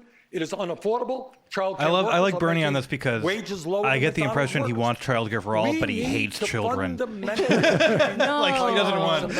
Oh, I love Should watching be one of the Bernie few talk to countries kids. It's that so does not have good. universal, high-quality, He just talks to them affordable like they're childcare. people. You know, he talks to them like they're grown-ups, They're which is just what, like what you little actually people. should do with Not to children. But guarantee health care with him, to it's all like people as a human right. We should not be He spending doesn't condescend more than to the 10 babies. next countries on the military. hundreds of billions of dollars in subsidies for the fossil fuel industry. This is like tax breaks what we were for talking about billionaires, a few weeks ago, and then where tell the moms and dads the in this debate country is suddenly think featuring about how- something Dennis Kucinich would have been saying to widespread derision. Like the moderators and pundits would have been deriding it. But a guy on stage is saying, we're spending too much on the military and not enough on childcare. And that's just like, oh, that's actually what the party says now. He's sitting at the center of the stage. Yeah, that's actually shocking. You know, I was a single parent, too. When my wife and daughter were killed, my 2 boys I had to raise, I was a senator, a young senator. I just hadn't been sworn in yet. And I was making $42,000 a year. I commuted Life as a every single senator is solitary so hard. day to Wilmington, Delaware, over 500 miles a day. 250 Also, that was like $200,000 a year back then. But for my family, childcare. It was beyond my reach to be able to do it. And that's why there's several things we do.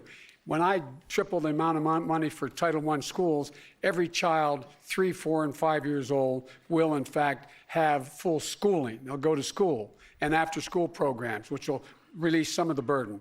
Secondly, I think we should have an $8,000 tax credit, which would put 7 million women back to work. They could afford to go to work and still care for their children as an $8,000 tax credit. I also believe that we should, in fact, for people who, in fact, are not able to afford any of infant care, to be able to get that care. But Bernie's right. We have to raise the salaries of the people who are doing the care.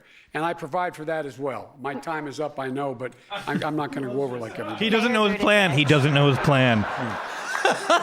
My time is up. He doesn't know his plan. Another huge He loves it when his time is up, though. You oppose free public college for all because you don't want to make it, quote, free for the kids of millionaires.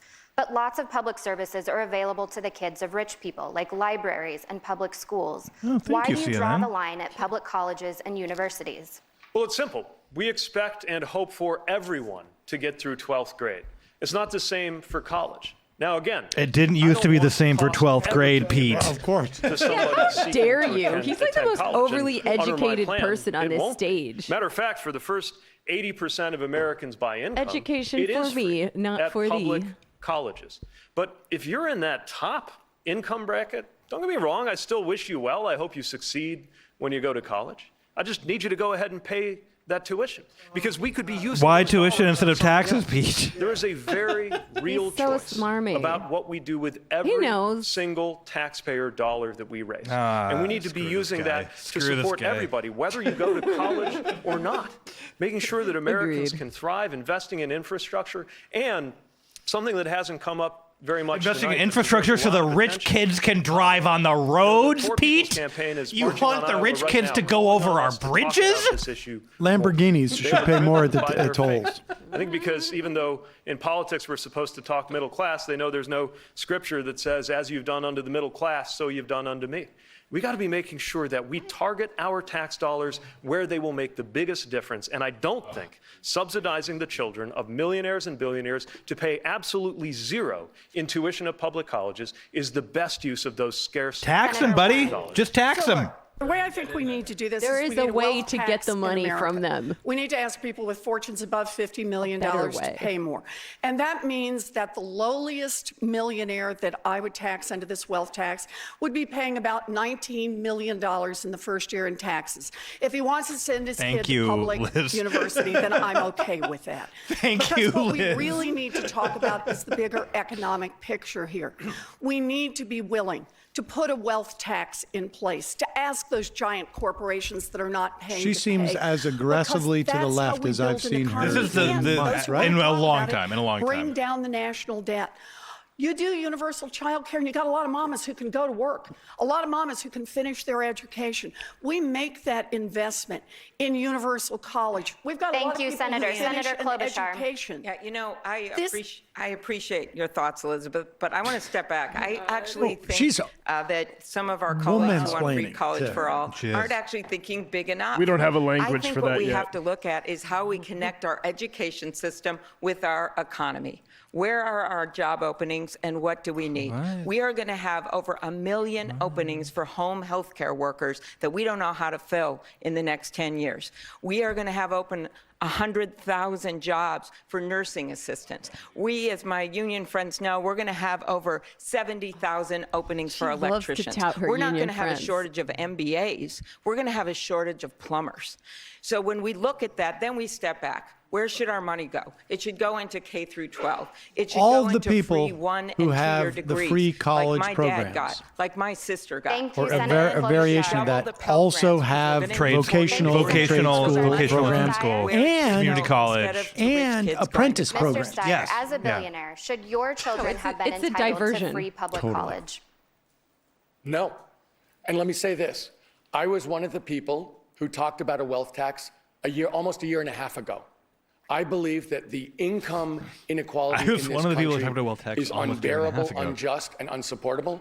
And the redistribution of wealth to the richest Americans from everyone else has to end.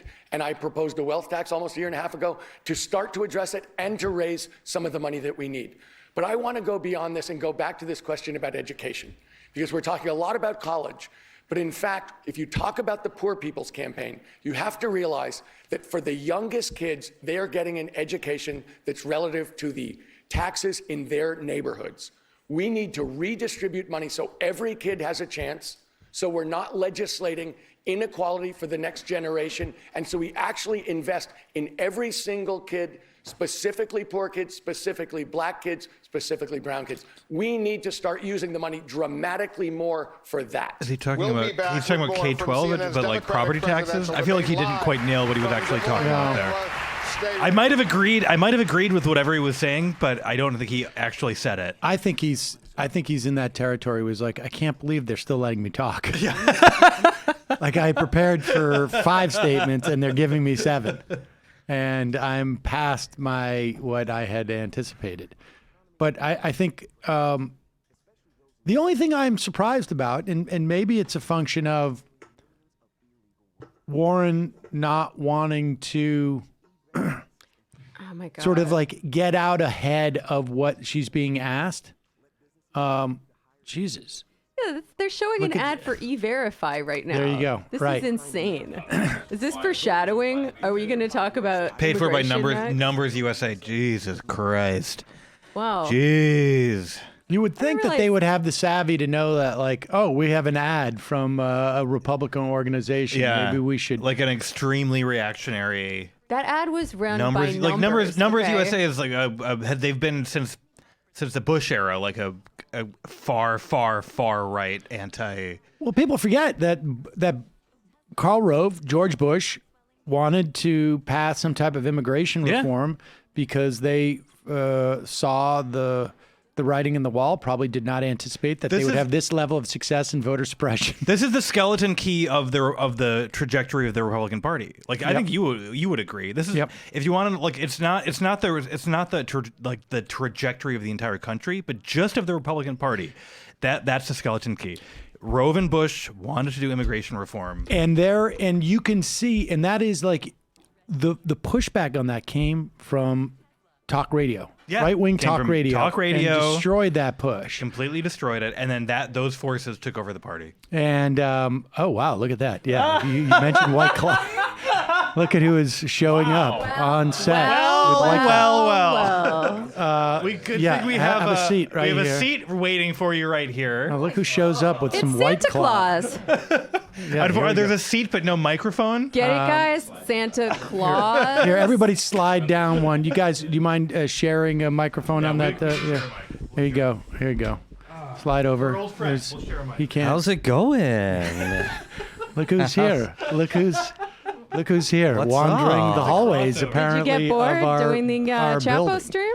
There's like 15 people on the Chapo stream. I saw that. You get cut? I didn't get cut. I've been fired. I wanted to visit my friends and bring some Christmas cheer. I don't know what month it is. I don't know if you I don't know if you know this, but we just broke a world record. Matt officially became the first person in world history to wear a beer helmet with 2 White Claws.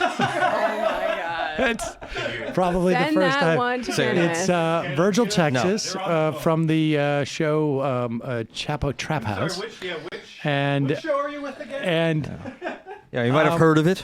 I've heard Virgil Texas from the Majority Report. I don't think that you guys probably noticed the message I left on your message board about ragging on your studio and the lack of a window down there, as far as I can tell. It's true. We do not have a window in our studio. We don't need one. Yeah, we are past the outside world. We live in totally artificial realities now.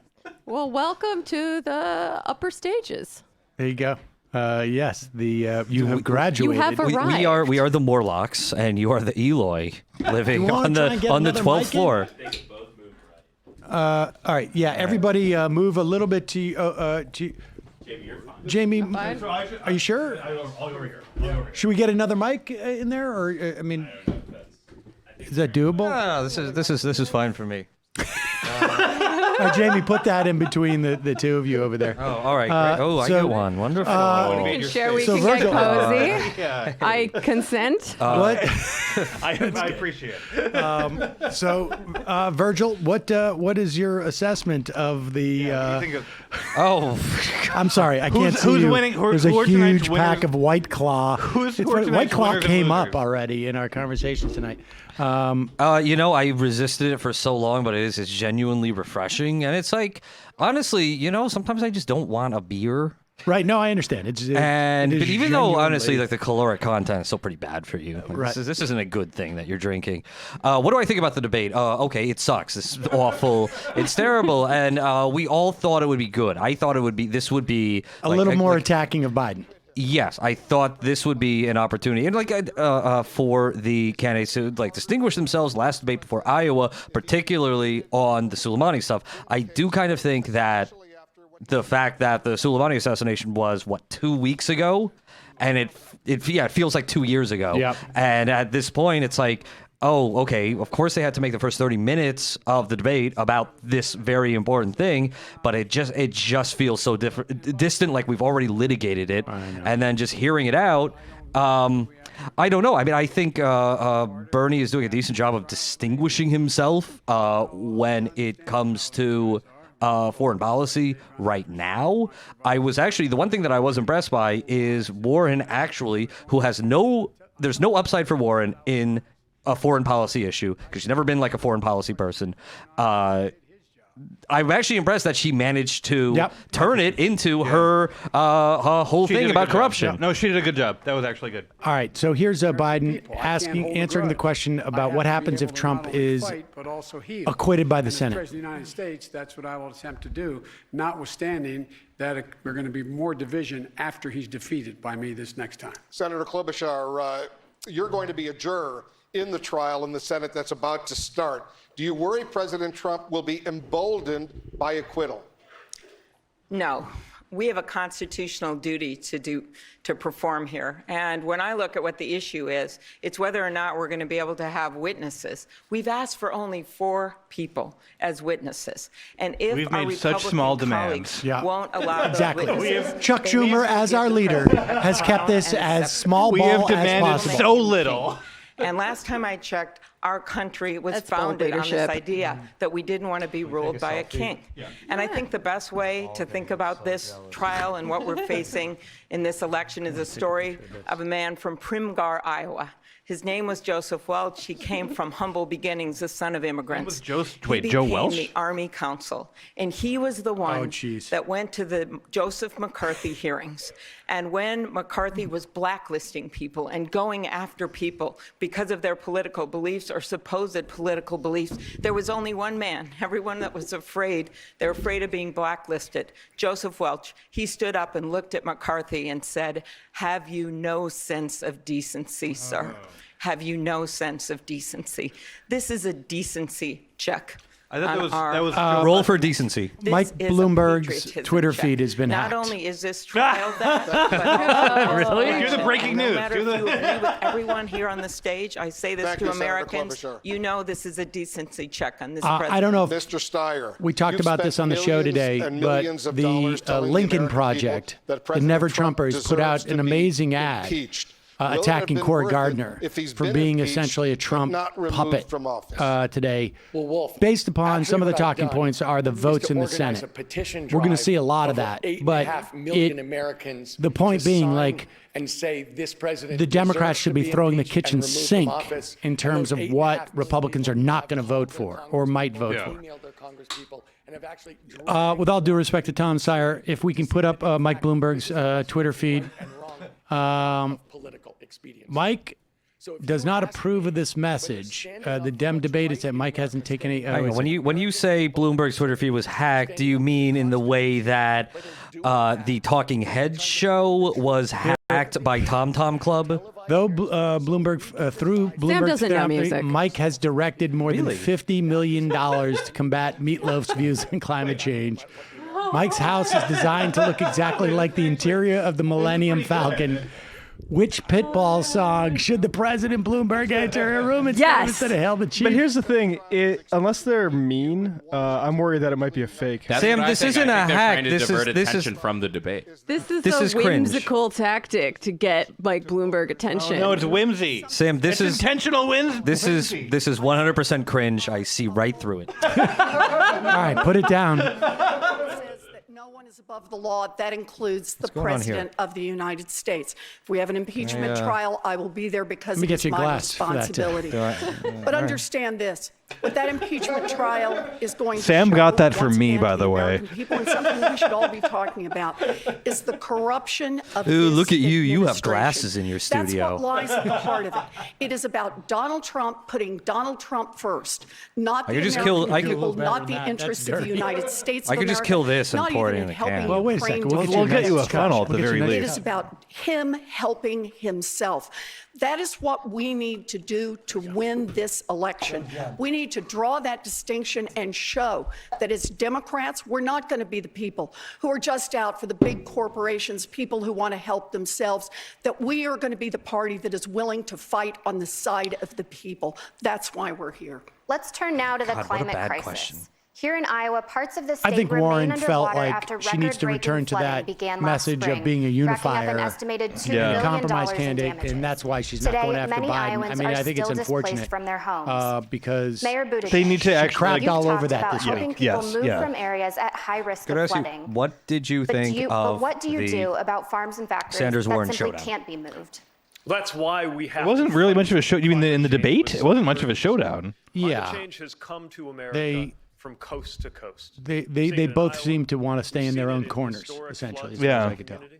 I had to activate our emergency operation. I mean, I feel like this pivots on a factual question, and Sanders answered that factual question and said, "No, I never said that. Never happened. Period. End of sentence." But CNN allowed Warren to evade the. Yes, they did not, and I think we were talking about it downstairs, and what I'm hearing from our room was, well, you know, it's CNN's story, so they want to say, oh, no, that's God's honest truth. Yeah, Right. When the ultimate source was Elizabeth Warren, and frankly, sorry, if you're doing journalism, if you're doing your due diligence, hey, here's an opportunity to go right to the horse's mouth and say, Senator Warren, did Bernie Sanders say that? Or, you know, better yet, what did he say exactly? There was no. I mean, they didn't want to. They didn't want to ask that question. So they're in her corner. They didn't want to ask that question. So they gave her an assist.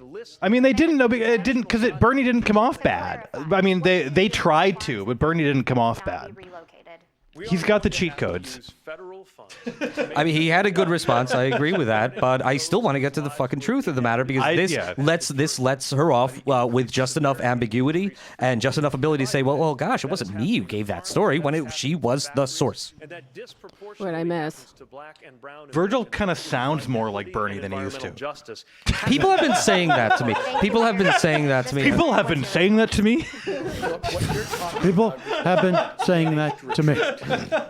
It's a serious basically form of saying flattery. we're gonna have to move things because I don't know if this it's because crisis I is out of disassociate control, while and it's watching his videos. unbelievably expensive. And of course, I mean, we're the going to come to ketamine the might rescue help. of Americans who are in trouble. But this is why climate is my number we on one Twitch? priority. Oh, they did ask And that. I'm still shocked that I'm the only We're on person on this stage who will say this. I would declare a state of emergency on day one on climate. I would do it from the standpoint of environmental justice and make sure we go to the black and brown communities where you can't breathe the air or drink the water that comes out of the tap safely. But I also know this. We're going to create millions of good-paying union jobs across this country. It's going to be the biggest job program in American history. So I know we have to do it, I know we can do it, and I know that we can do it in a way that makes us healthier, that makes us better paid, and is more just. But the truth of the matter is, are these we're going to public have to do jobs, it, and or we're going to is have to it make like the whole another world come stimulus? along with us, and it's going to have to Mr. be Steyer, priority one. Mr. Steyer, to clarify, you say you're the climate change candidate, but you made your $1.6 billion in part by investing in coal, oil, and gas. So are you the right messenger on this topic? I absolutely am.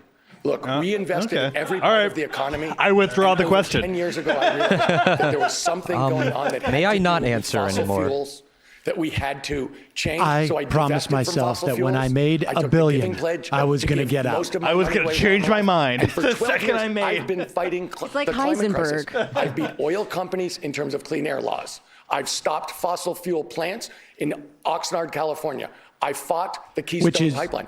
I have a history of over a decade of leading the climate Really? fight. Were you Thank you, Mr. part of the Steyer. Oxnard actually, hardcore yes, scene? I Not am me the person personally. here who has the chops Saying and the that history I says, I'll make it priority defeated one, 'cause anything I've that been could doing it for inhibit Anything that my could make- enjoyment Senator of Warren, the environment. President Trump is there a rolling chat? back major environmental rules Do we have to a allow chat? Yeah, do you have a pipelines and chat? other What major are they saying? infrastructure projects What's the to be built consensus? without strict environmental yeah, what's review. the- They're saying a Will lot. you Everyone's restore really those liking the protections Oxnard and in a reference? way that the Why next is, president can't love it. overturn? Yes. I see Snake you. emojis. I see you. What's wrong with the Chapo studio? That's what I'm and seeing the a urgency lot of the moment cannot be overstated. Brutal. How many people are watching this, Sam? President can do all by herself. I don't know, a couple of thousand more than Chapo. Environmental changes that Donald Trump is putting in place. No, that will I'm stop sorry. all new drilling 3,000 and more. mining on Did I say a couple? lands and offshore drilling. That'll help us get in the right directions. Oh, it's on. It is on. Solution. We should see Oh, I'm Bernie- gonna the Bernie paint the Warren- walls in your bathroom. Bernie Warren, the Bernie Warren fight has been canceled in favor of Virgil Texas, Sam Cedar. Back in the 1990s, we were calling it. I'm not going to say what Virgil told me in a private meeting, but it wasn't good. At a private meeting. In a private meeting. It's a private meeting. It's just, let's say it was You know bad. what happened? The industry came in and said, we can make big Bob's money Burgers if castmate we will never be the most provide popular and left-wing change. podcast. That's right. Priority number one has to be taking back our government from the corruption. That is the only That's way we will racist make against progress cartoons. on It climate, It was. on gun safety, on health care, on Thank you, all Senator of Warren. the issues that Senator matter to us. Klobuchar, some of your competitors on this stage have called for an all-out ban on fracking. You haven't. Why not? Well, first of all, I would note that I have 100% rating. I don't from care, the I League of love it. Conservation voters, and I'm that is fracking because right I now. have stood tall on every issue that we have talked about up here when it comes to this administration, this Trump administration, trying to reverse. I have 100% rating because we make sure that I these think type it of is legislations going to lead to never so many reach the problems, Senate. and one thing that And so hasn't, we never been have to raised, by the vote on way, it. is Never the have to rules vote on it. methane, That's what's so aggravating which to me is actually one of the everyone is most just getting a environmentally pass on dangerous their hazards that they have years-long recently embarked records on, and I would bring of being those on the rules wrong back, sides of these as well issues. as a number of other ones. When it comes But, to you know, I mean, the issue I- of fracking, I actually see. I generally don't find natural myself gas in this as a position of transition saying I think fuel. like CNN has done It's a transition fairly fuel decent to job. where we get Yeah. to The- carbon it neutral. feels Nearly like I think everyone this of is the us candidates has a plan that is very refusing to similar, go and that at is to each get to other, carbon which- neutral by 2045 to I 2050. mean, I have a separate view on it. to get to I by don't agree with that. I 2030 think this has been a 45% reduction. totally And I wanna add one thing that fatuous no one's debate, really answered. and When we this is do what you this, would we expect have to from make sure, one, a that genuine we make dullard people like whole. Wolf Blitzer, And when we who is put a fascinated tax with, on who carbon, loved which we will do the either Soleimani through thing cap because it and gives him a trade or chance to through ask the renewable what would electricity a sales Warren or through a fee on presidency carbon. do about these crises? Are you ready to lead and be the commander in chief? That's the kind of fucking gonna bullshit do that war's Warren- the best. that Blitzer likes. Senator Sanders. Thank you. Thank you. Let's be clear. If we as a nation do not transform our energy system away from fossil fuel, not by 2050, not by 2040, but unless we lead the world right now, not easy stuff, the planet we are leaving our kids will be uninhabitable and unhealthy. We are seeing Australia burning. We saw California burning. Paris the is drought burning. here in Iowa is going to make it harder for farmers to produce the food that we need. This is, of course, a national crisis. I've introduced legislation to indicate it's a national crisis. We have got to take on the fossil fuel industry and all of their lies and tell them that their short-term profits are not more important than the future of this planet. That's what the Green New Deal does. That's what my legislation does, and that is what we have to do. Vice President Biden, your response. My response is back in 1986, I was the introduced first guy. climate I know. change. We heard this. I know. This is like, it was a game changer. I've been fighting this for a long time. This is like watching Gore, except Gore actually was more correct about this than Biden. Right. Gore didn't have to lie about it. Gore didn't actually have to make it up. I have to say, and I can't tell if this is motivated, on my part, but I feel like Sanders is being just, there's like an extra slight standards that existed in our administration level of energy when he's talking tonight. I mean, I think Warren has also like tacked to the left in this debate a little bit, but I feel like Sanders is just being there's like you get the sense that he's been on the campaign trail for an extended period of time. He's being a little bit tighter. He's being extremely focused, and he's being extremely like direct. This is what I think is going on here, is that everybody is basically afraid or of doing anything that is going to mess with what they have going on the ground. Yes. Well, the surge has got to fuck with his head. Like, he just needs to stay the course right now and not change it up. And luckily, that's Bernie's specialty. I mean, I think I think they all must feel like we just got to play this out, and everybody's playing sort of like defensive, and it's sort of fascinating in a way. Here's what I felt about it: that one, they are not, the moderators are not, trying to smash two of them together and say, okay, you guys fight, like Pokemon. But also that the four frontrunners here, Biden, Buttigieg, Sanders, and Warren, I kind of feel like none of them want to be doing this. None of them want to be doing. None of them. They all calculate that there's really very little upside here. Yeah, doing something different. Yeah, and actually, the best case scenario, like we all just don't want to fuck up, and the best case scenario is whatever. Let's get this over with, and then go back to our campaigns. Yeah. I wonder if Kamala Harris going after. Are they going to ask him about the police department? From Mayor Hart of Waterloo to former Representative Berry in Black Hawk County. Now, the biggest mistake we could make is to take black votes for granted, and I never will. The reason I will auto-enroll them on an email list. Any voter thinks I won't that take I'm all three of my black votes because of the work that we have done facing some of the toughest issues that communities can. Obvious not platitudes. For the luxury of a but debate I'm going or a television to pause panel or in a such a committee way room, but on the that ground, make it seem like issues I'm from saying something that is poverty profound to justice and in distinct. policing. I'm proud to say we've been I'm going to show you some for our heft work as a with race-informed my city on delivering arms greater like economic this. justice. That Did we he have seriously reduced just use say of force justice by in leading the policing? region in transparency. Really want to go there, around the Mayor use of Pete? force in policing. Of course, there is a much longer way to go. In my community Of course. and around the country. In your But I campaign. will be a president whose personal commitment is to continue doing this work. Senator Sanders, Start doing it. you call yourself a democratic socialist, but more than 2/3 of voters say they are not enthusiastic about voting for a socialist.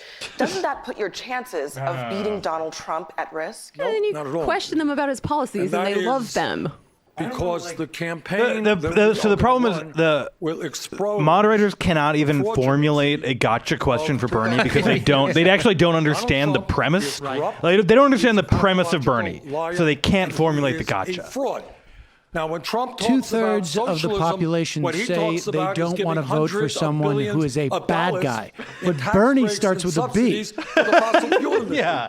Donald How will you Trump, go as a overcome that? businessman, received $800 million in tax breaks and subsidies to build luxury housing. This My is democratic exactly the socialism says healthcare is a human Bernie right. Sanders. We're going to raise the 70% minimum of wage Americans to say $15 socialism is an bad. hour. How do you We're respond? gonna make public Here's a rich colleges guy and universities who you hate and who I hate and who I will destroy. create up to $20 million saving the glad planet. they asked him Our this, children, our honestly. grandchildren. Senator We are Sanders, gonna take 70% on of voters the say they're greed unwilling to vote and for someone who corruption is conniving, greedy, who lures children to wells.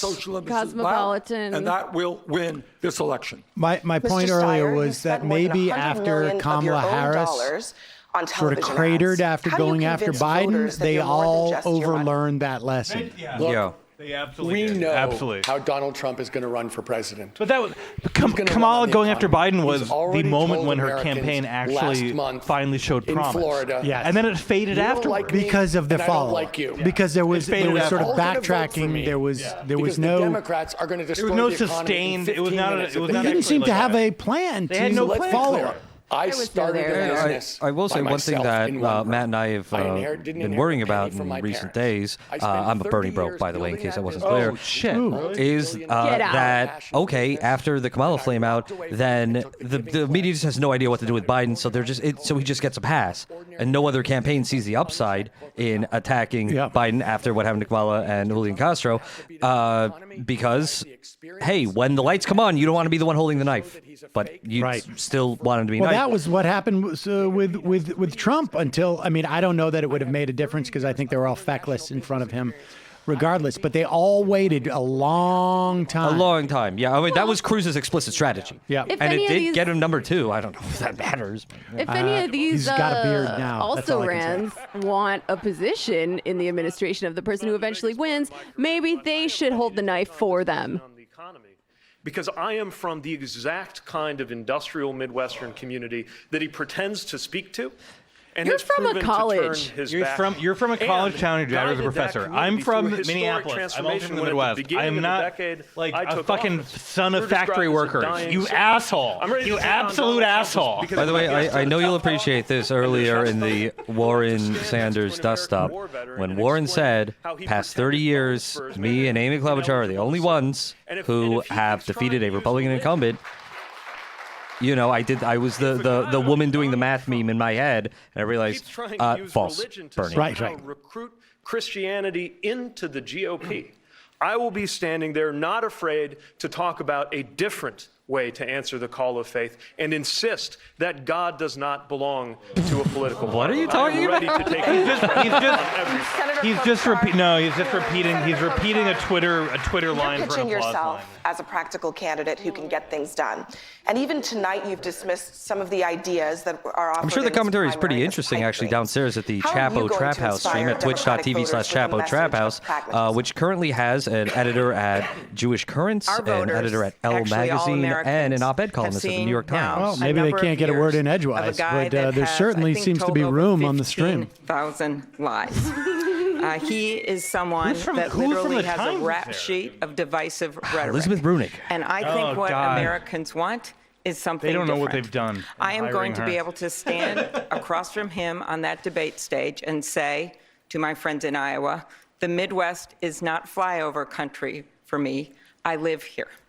I'm going to be able to Amy look at him Klobuchar is and from the say, Midwest? you've treated these No more workers Midwestern and farmers platitudes. I'm sick like of this. poker chips. For me, I'm here for these it. are my Interestingly, friends, the New York and these Times are editorial my board, it just came neighbors. out, they I'm gonna endorsed be the able to look at prohibition him part. This is and say, another you know what? pundit You got sort of argument. $413 million Right. over the course Absolutely. of your career. That's how you built your fortune.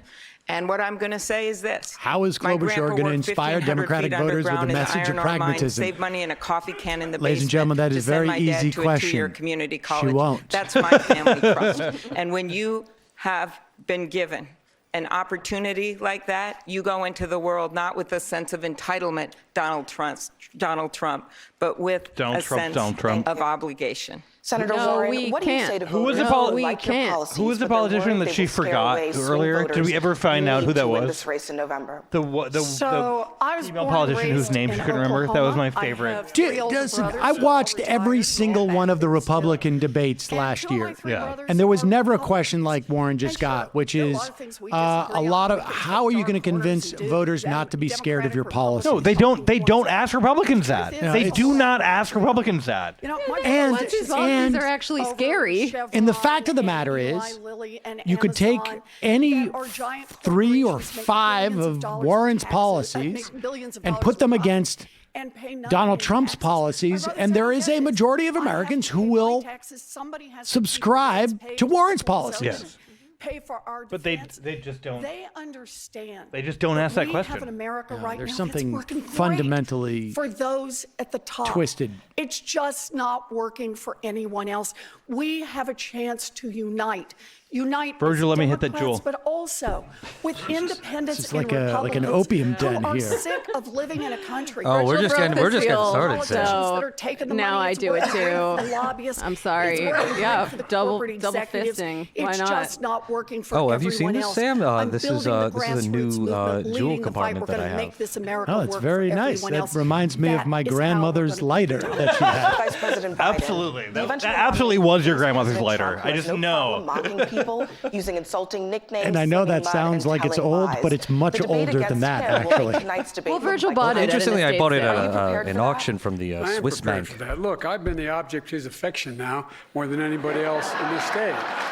I've taken all the hits he can deliver, and I'm getting better in the polls, my going up. And No, by the way, he's not going I up. have That's factually overwhelming incorrect. support from the African-American community. I feel like Overwhelming. they haven't actually asked him Everybody anything else in this 30 minutes or operation, so, number so one. he had Number time two, to like working class figure out people an answer. where I come from in Bernie's Pennsylvania, winning with young and black places I come from voters. in Just want to Delaware. point I that have great out. support. I have support across the board, and I'm not worried about taking on Donald Trump at all. And with regard to the economy, I can hardly wait to have that debate with him. Where I come from, the neighborhoods I come from, they're in real trouble. Working class people and middle class people. When the middle class does well, working class has a way up, and the wealthy do well. But what's happening now? They're being clobbered. They're being killed. Ultimately, I don't They think it's a now good have debate. I mean, they're situation where closing on 30 they- minutes of process the vast questions. majority believe their children will And never reach the I mean, I stage think that the they last read. debate was very good. They reached an economic The, security. PBS We NewsHour. invited The PBS that was the debate best. because the American public wait, is he's getting gonna talk about clobbered. phonographs. The wealthy are I'm the only calling ones it. doing well. I hope he period. does. I want I'm to take looking photographs forward to the again. economic debate. We'll be right back with more from CNN's Democratic. I also want to say this. Is there more? Now that there are 6 candidates on the stage, yes, it is a very white debate. And as many individuals in the media who I'm sure don't have a particular ideological viewpoint have said over and over again, and I think one way to rectify that would be to include the 2 remaining Asian American candidates, Tulsi Gabbard and Andrew Yang. To drop them into the debates. Yes, have them in the debate stage.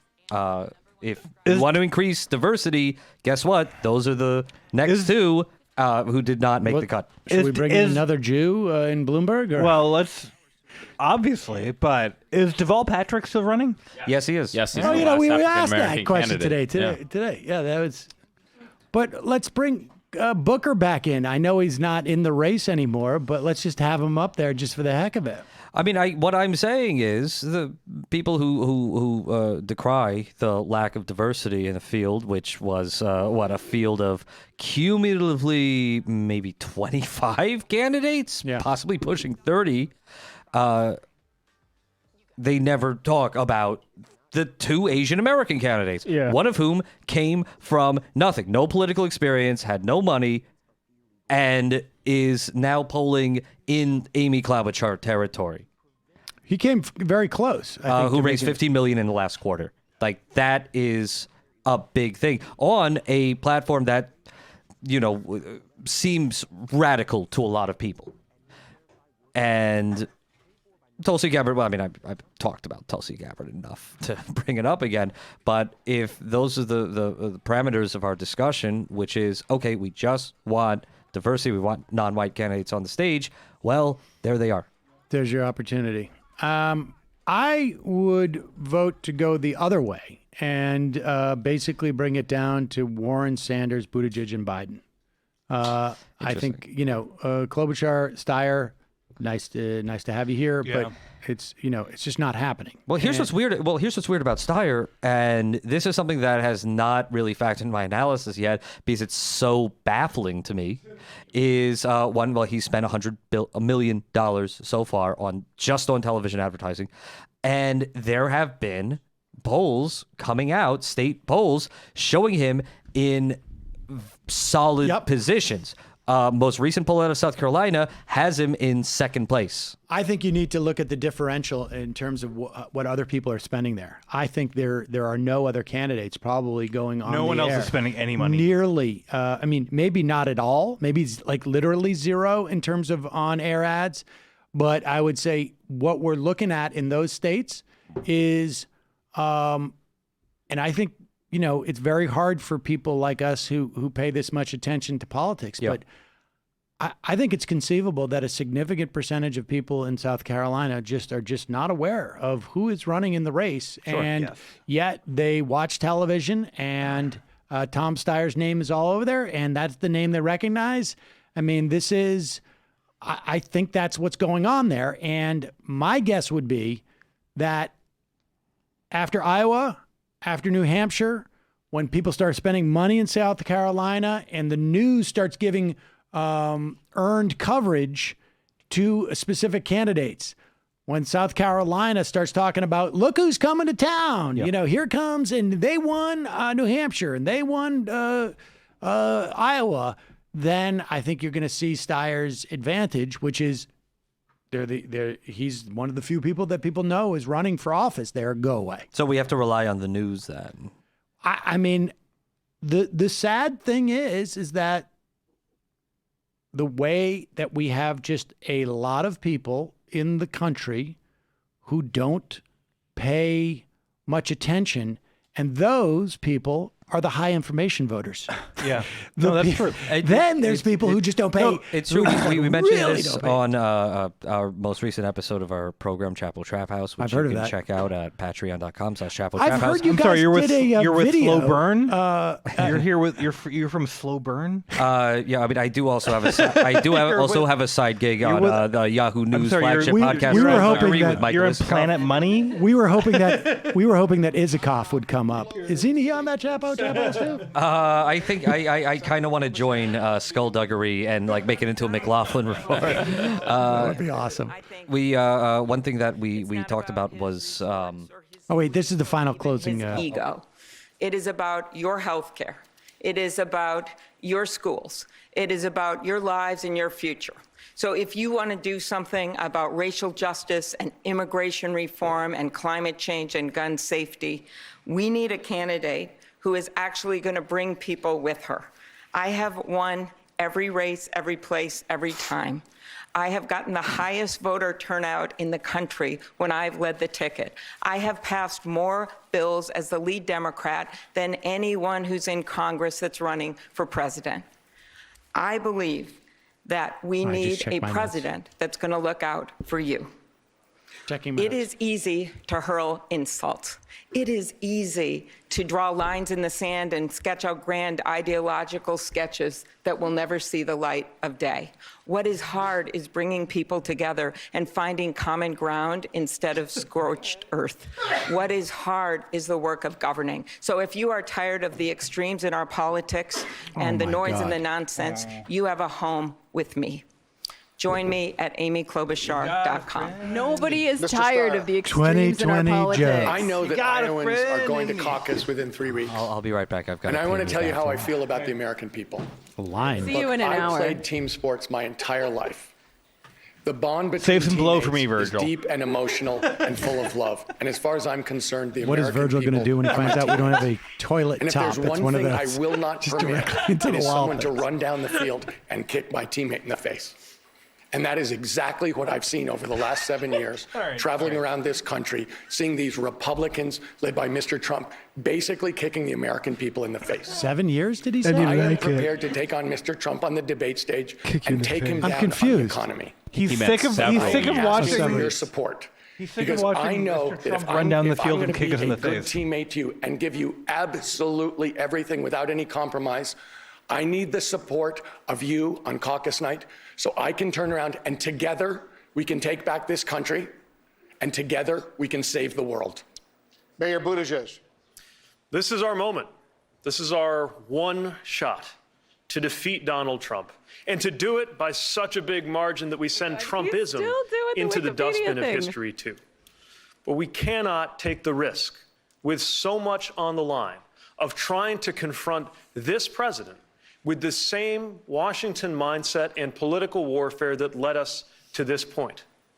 If you were watching this at home and you were Him and Tulsi exhausted love that Washington mindset. by the spectacle of division and dysfunction, I'm asking It's the you to opposite of the join me Antifada to help mindset. turn the page on our politics. Pete Buttigieg You're is seeing so the president ripe for boast about those the Dow old parodies Jones, where they would just do the wondering whether subtext. any of that will ever It's get like, to your kitchen I'm table. going Join to me. get into your If you're a circle voter of color, trust. feeling And taken for I granted am by going politics to as usual, have you join relate me. to me If you're by used to voting for the regurgitating other back party, to but you right now cannot what look I your have kids seen in the the eye data and says is explain your this president problems. to them. Join me. And if that's you, we have a chance to change join all me. of this if we can It's some summon Tim the and Eric courage to shit. break Yeah. from the well, past. I mean, it precedes. That is why it's I mostly am running British. for president. All the It is British why did all I the am good asking you to humor. caucus for me on February We just 3rd. copy most And I of it. hope that you will go to PeteForAmerica.com and He join was me at in least this smart enough effort. to remind everyone of the date. So much is broken in this country. I sat here in the break and just made notes about many of the things we didn't get to talk about tonight. How the Fair disability enough. community is struggling for true equality. How gun violence This is and a good active move. shooter drills worry every mother in this country. How children are living in poverty and seeing their life chances shrink. How trans women, particularly trans women of color, are at risk. Black infant mortality, climate change that particularly hits Black and brown communities. People who are being crushed by student loan debt, farmers who are barely holding on, people struggling with mental illness. And yet I come here tonight with a heart filled with hope. And it's filled with hope because I see this as our moment in history. Our moment Just when say no one optimism is of left the on will. the sidelines. Just say it. Our moment when we understand Pete will that get it. comes to us to decide the future of this country. Our little moment when Gramsci we humor for the build real to heads make out there. real change. Hope and courage. That is how I will make you proud every day as your nominee and as the first woman president of the United States of America. Senator Sanders. It's been a good debate, but we haven't asked the major question. The major question is, how does it flatter it. happen in the richest country in the history of the world that half of our people are living paycheck to paycheck, trying to get by $9-10 an hour? How does it happen that when the top 1% owns more wealth than the bottom 92%, 500,000 people are sleeping out on the streets tonight? How does it happen in this great country? We are the only major nation not to guarantee health care to all. How does it happen that we have a child care system which is dysfunctional, a criminal justice system which is broken and racist, an immigration system that needs reform? This is the moment when we have got to think big, not small. This is the moment where we have got to have the courage to take on the 1%, take on the greed and corruption of the corporate elite, and create an economy and create a government that works for all of us, not just the 1%. Thank you. Vice President Biden. Character is on the ballot this time around. Webster's Dictionary Character is on the defines. ballot. Not what Donald Trump is spewing out, the hate, And the the character. xenophobia, the racism. That's not who we are as a nation. Everyone I in don't this know. country is entitled to be treated with respect and dignity. You know, we're a big Every nation. single You son should of a tell the person Electoral has College to that. have I mean- position that way. In fact, we treat them with decency. It's about fundamental basic decency. We in the United States of America can put up with, we can overcome 4 years of Donald Trump. But 8 years of Donald Trump will be an absolute disaster and fundamentally change That is this such nation. a weird We have message. to What a restore weird America's message. soul, as I've said from the We beginning can, I announced. 4 years It of is in Donald Trump, jeopardy under we'll this get past president of that the United just States. fine. We lead the world 8 years? when we lead by example, not by our power. We, in fact, have to regain the respect of the world in order to be able to change things. Ladies and gentlemen, we're in a position right now where we have to remember who we are. This Cannot is get the past the United fact that States of America. every argument he There's makes not a is like single something that thing should have beyond been our capacity discredited by to do if we do 1972, it together. or like Let's go every do single it. thing. Certainly by 2016. Thank you very, very much. That concludes the I mean, first the Democratic fact of the presidential matter debate is of that 2020. The Iowa caucuses. It would be the most irrational reaction that one could imagine by world leaders, regardless of who is president. I don't care if it's Bernie Sanders. I don't care if it's Joe Biden. I don't care. It doesn't matter. The idea that any rational actor around the world would perceive this country as being stable. Yeah. Just because we elected Joe Biden or Bernie Sanders anybody would be nuts. It would be insane. We had Barack Obama and went to Donald Trump. We had no... George W. Bush. We had Barack Obama. Exactly. And then we elected Donald Trump. Right. Two patriots, two resistance heroes, and then Donald Trump. And the idea that any leader, it's going to take, regardless of who gets elected president, it's going to take decades before any world leader even begins to contemplate. We walked away from the Paris Accords. Yeah. We walked away from the Iranian nuclear deal. There is no other, we've hit from A to Z. We have shown the world that we are a unstable country. This is literally I'm spoiling my next print feature, so please don't tell my editor. But literally, texting with him right now, or her.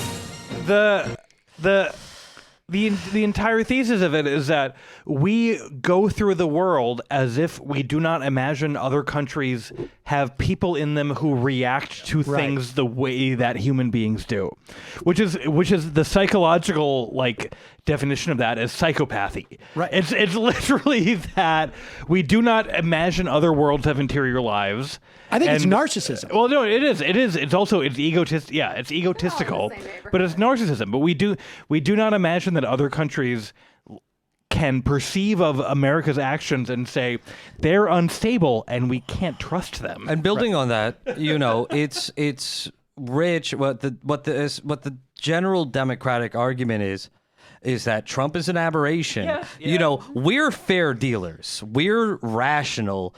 We would not abrogate something like the Iran deal. And when you elect the Democrats hated the Iran deal. Well, that's the thing. When you elect someone like Pete Buttigieg or Amy Klobuchar or whoever you want, they'll get into town and then it's okay, well, we'll just get back on track with the Iran deal. When it's that ship has sailed. It's not just that we elected Donald Trump, that Obamaism, yes, led to Trumpism, but also the fact that in 2017, every single Democratic member of the U.S. Senate voted to increase sanctions on Iran. So independent Bernie Sanders with the exception did of not Bernie Sanders, and vote to do that. You are completely correct, and this is exactly what I was going to write about. And I brought up Andrew Bakovich very jokingly earlier, but he's correct in this. I was just rereading his account of the Cuban Missile Crisis. We are getting very far afield of the topics of the debate tonight, but I was just rereading Andrew Bakovich's account of the Cuban Missile Crisis, and the thing he says, basically, is that we remember that Kennedy solved the Cuban Missile Crisis, and we do not remember that he caused it. Yes, he caused it. We do not remember that he caused it. And if you talk, every single thing about the Iran crisis, whatever it is directly related to that. It's completely directly related to that. What's his name? Who's the guy who's in the? He was one of the top level Kennedy guys, and he became a historian afterwards. Which one? I mean, which Sorensen? Sorensen or not Sorensen, but oh damn it, I don't remember. But I remember he did an interview with The Atlantic a few years ago, and was asked about the Cuban Missile Crisis. You say that JFK was the best president of the 20th century. He said, well, with all due respect, he was the only president who prevented humanity from literally ending. and then, but he escalated it. He escalated it the entire time. It might have been Sorensen. It might have been Sorensen, but I can't remember. But no, yeah. Analogously enough, nobody remembers that the neoliberal centrism of Obama contributed greatly to the election of Donald Trump. So you can't put out a fire with more of the same stuff that caused the fire. That's another point that I find very interesting is there is a substantial number of people who, some of them are the smart people who work in the media and they know better than your average person, but a lot of them are just, your average mom and dad watching TV. And for them, the only salient issue is defeating Donald Trump, ensuring he does not get another 4 years. What their rationale for that can be anything from because he is a Russian puppet to because he has white supremacists in the White House, whatever. That is. He's also completely degrading our government. I mean, that's also sure. that's the only issue, as they say it, which my response to that would be, okay, so that means by definition, you do not care who the nominee is. You don't care about who has the best healthcare policy or anything like that. All you care about is beating Donald Trump. Well, even by that metric. Well, I mean, but hang on, but that am I wrong to say that is the stated thought process, that is the only issue, not the most salient issue, but the only issue for a lot of people?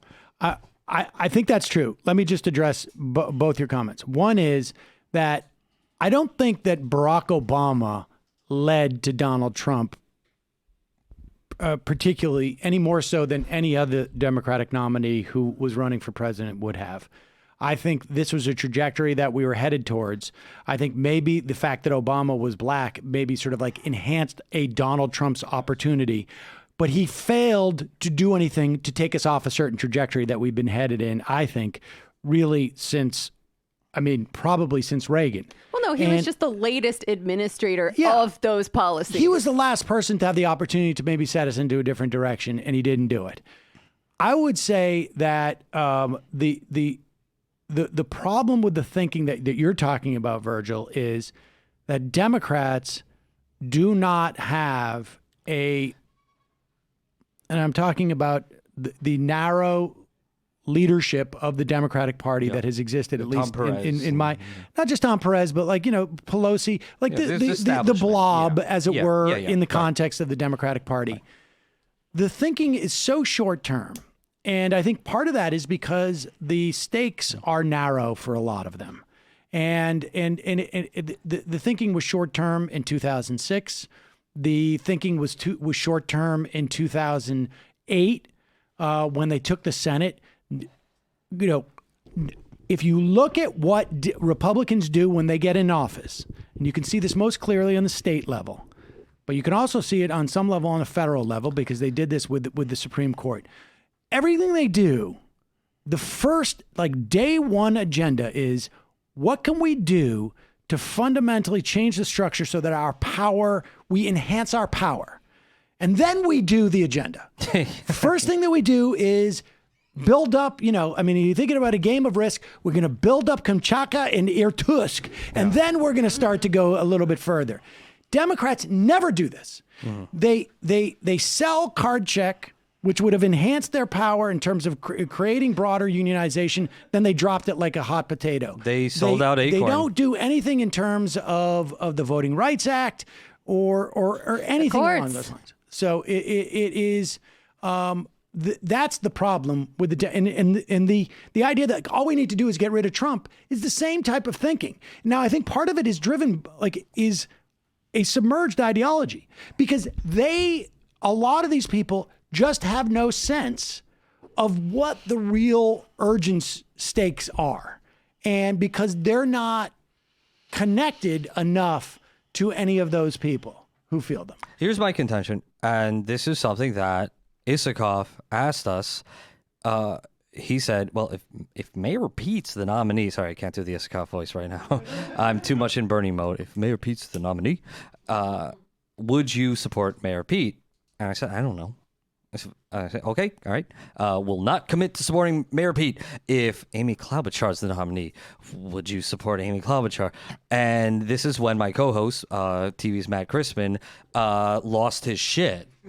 And they asked, okay, well, would your listeners support Amy Klobuchar? And he just said, okay, look, you know what? Fuck off. Here's the deal. If Amy Klobuchar is the nominee, our listeners will en masse which is 500,000 people, will not vote for Amy Klobuchar. There you go. You have your fucking answer. That means she will lose. And that means that Bernie Sanders is the only ethical choice for all of these people to vote for. That's one. But the other thing that I want to say is, did you ask him if he would vote for Sanders? Say again? Did you ask him if he would vote for Sanders? No, they were running the show. But the other thing I want to say is, if you think that the only thing that matters is beating Donald Trump, your horizon is very, very small. Because first off, if I want to take this question seriously, then okay, I would not support someone who is objectively worse than Donald Trump.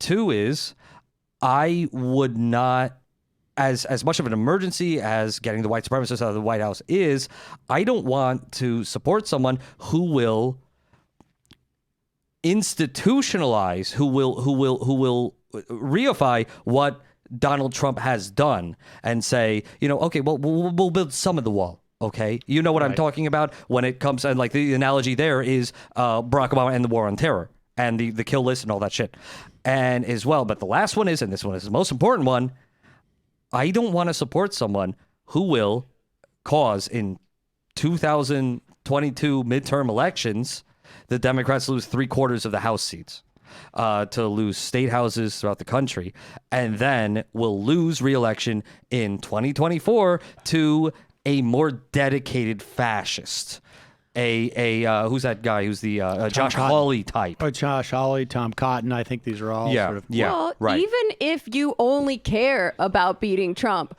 Bernie is still the correct candidate to support. So it doesn't lead in the direction that they think that question does. Well, I mean, I think, fortunately, we have some time before we deal with that question, frankly. And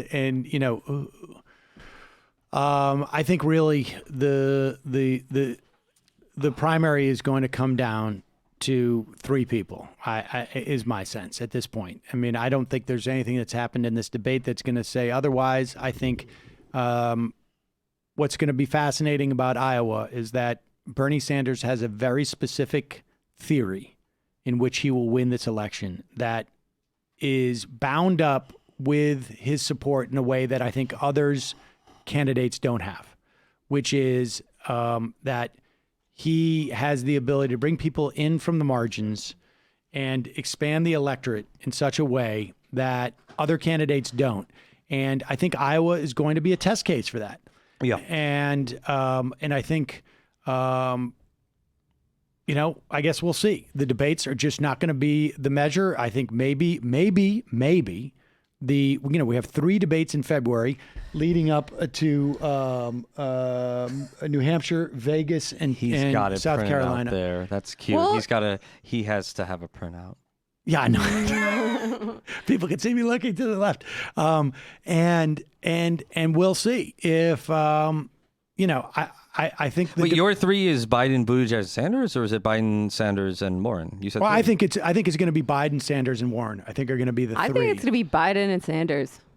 I mean, I think ultimately, I would, if someone held a gun to my head, I would say that's the case. Yeah. I think that Warren's going to hang around a little bit longer than Buttigieg, although Buttigieg has the money, but I just don't think that he is going to be in contention. I think not in contention where. Well, I have very strong opinions about it, but what I'm concerned about is that it really is a game of inches right now. Yeah. And that means.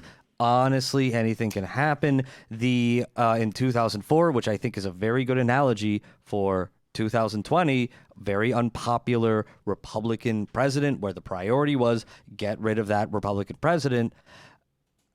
A very fluid race where John Kerry was polling, I think right now, what are we, 3 weeks out of Iowa to the day? Polling at 3rd place at best, about maybe 15% behind Gephardt and Dean, who ended up at 3rd and 4th place. John Kerry up 20 points in that 3-week window. Yeah. Everyone who is like within that zone where, again, the top people in Iowa right now, they're not polling above 25%. That's how tight it is. That's how much of a fucking pileup it is. That's how close it is. If you're someone like Amy Klobuchar, or even Tom Steyer, you still have to think, well, shit. Without a doubt. I can reasonably think, I've been working on this for a year. Well, if you're Klobuchar, you've been working on it a year. If you're Tom Steyer, you're trying to buy the damn thing. But if you're Amy Klobuchar or Elizabeth Warren, you have to think, well, it's not looking like I'm going to win right now. But hey, you know what? I could just catch fire. I could just shoot up 15 points tomorrow. The only difference.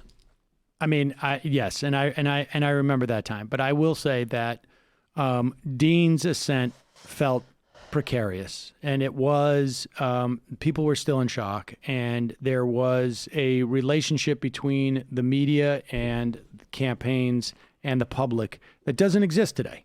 It's a very different, there was no mechanism in which to intercede in the message that came from, today, if Howard Dean had that yell at the end of the Iowa thing, there would be 45 different Twitter accounts that had multiple different audio recordings of that thing and would show immediately in the moment that was a function of which microphone feed you were taking, and that if you were sitting in the audience, there would be 17 different displays, and the yell would not be people don't remember this, but Howard Dean he fell in Iowa, and then he was eliminated from the race because he yelled at the end of a speech. I remember it, saying, "We're going forward, and it was basically a microphone feed. But today there would be 700 phones in that audience.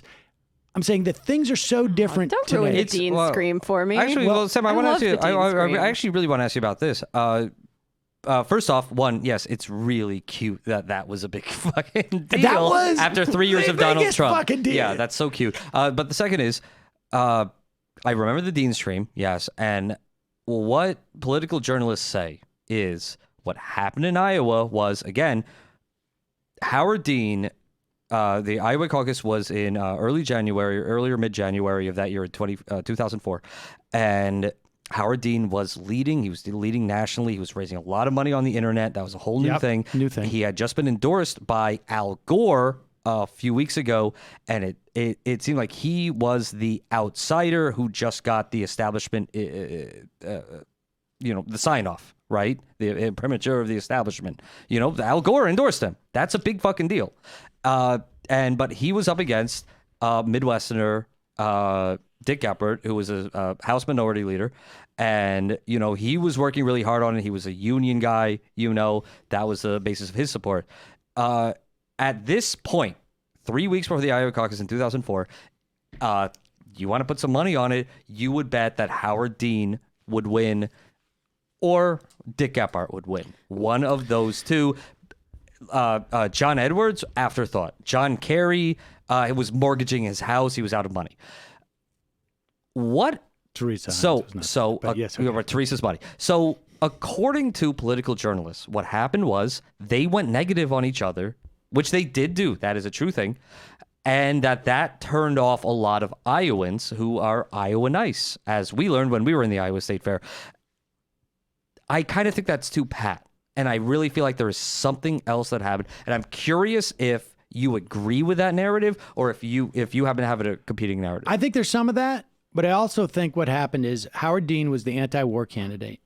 And within, I think it was, I can't remember the date, but this is around the time, relatively speaking to Iowa, that Saddam Hussein was found in his spider cave or spider hole, whatever the hell That was in 2003, a few months before this. It was not No, I don't think that's the case. I think that happened. It did not happen in January of 2004. I will say that. I believe it happened a few months before that, something like August, September of 2003. Because I remember December 13th, 2003. Okay. So it and the Iowa caucus, if I remember correctly, was actually earlier than it is now. So it was in January. I think it was about 3 weeks before the Iowa caucus. That was? Yes. So this is, he was captured on December 13th, 2003, and the Iowa caucus, give me 1 second. All right. Because this is all we're wonky. We are wonky. January 19th. Okay, so that's not 3 weeks. It was 4 weeks. Well, that's a month. Fine. Okay. 4 weeks. Whatever. Okay. And his candidacy was very much was against the war.